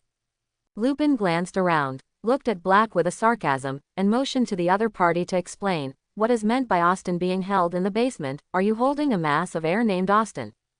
Just as Lupin was about to make fun of Blake's lie so quickly discovered, Dumbledore walked to the cubicle where the experiment table was placed, looked at the dust mark left by Li Feng's locket, and said, the footprints on the ground do not match Blake's, so someone here has just been here, and Austin not only took Ginge along, but he also took something on the experimental table.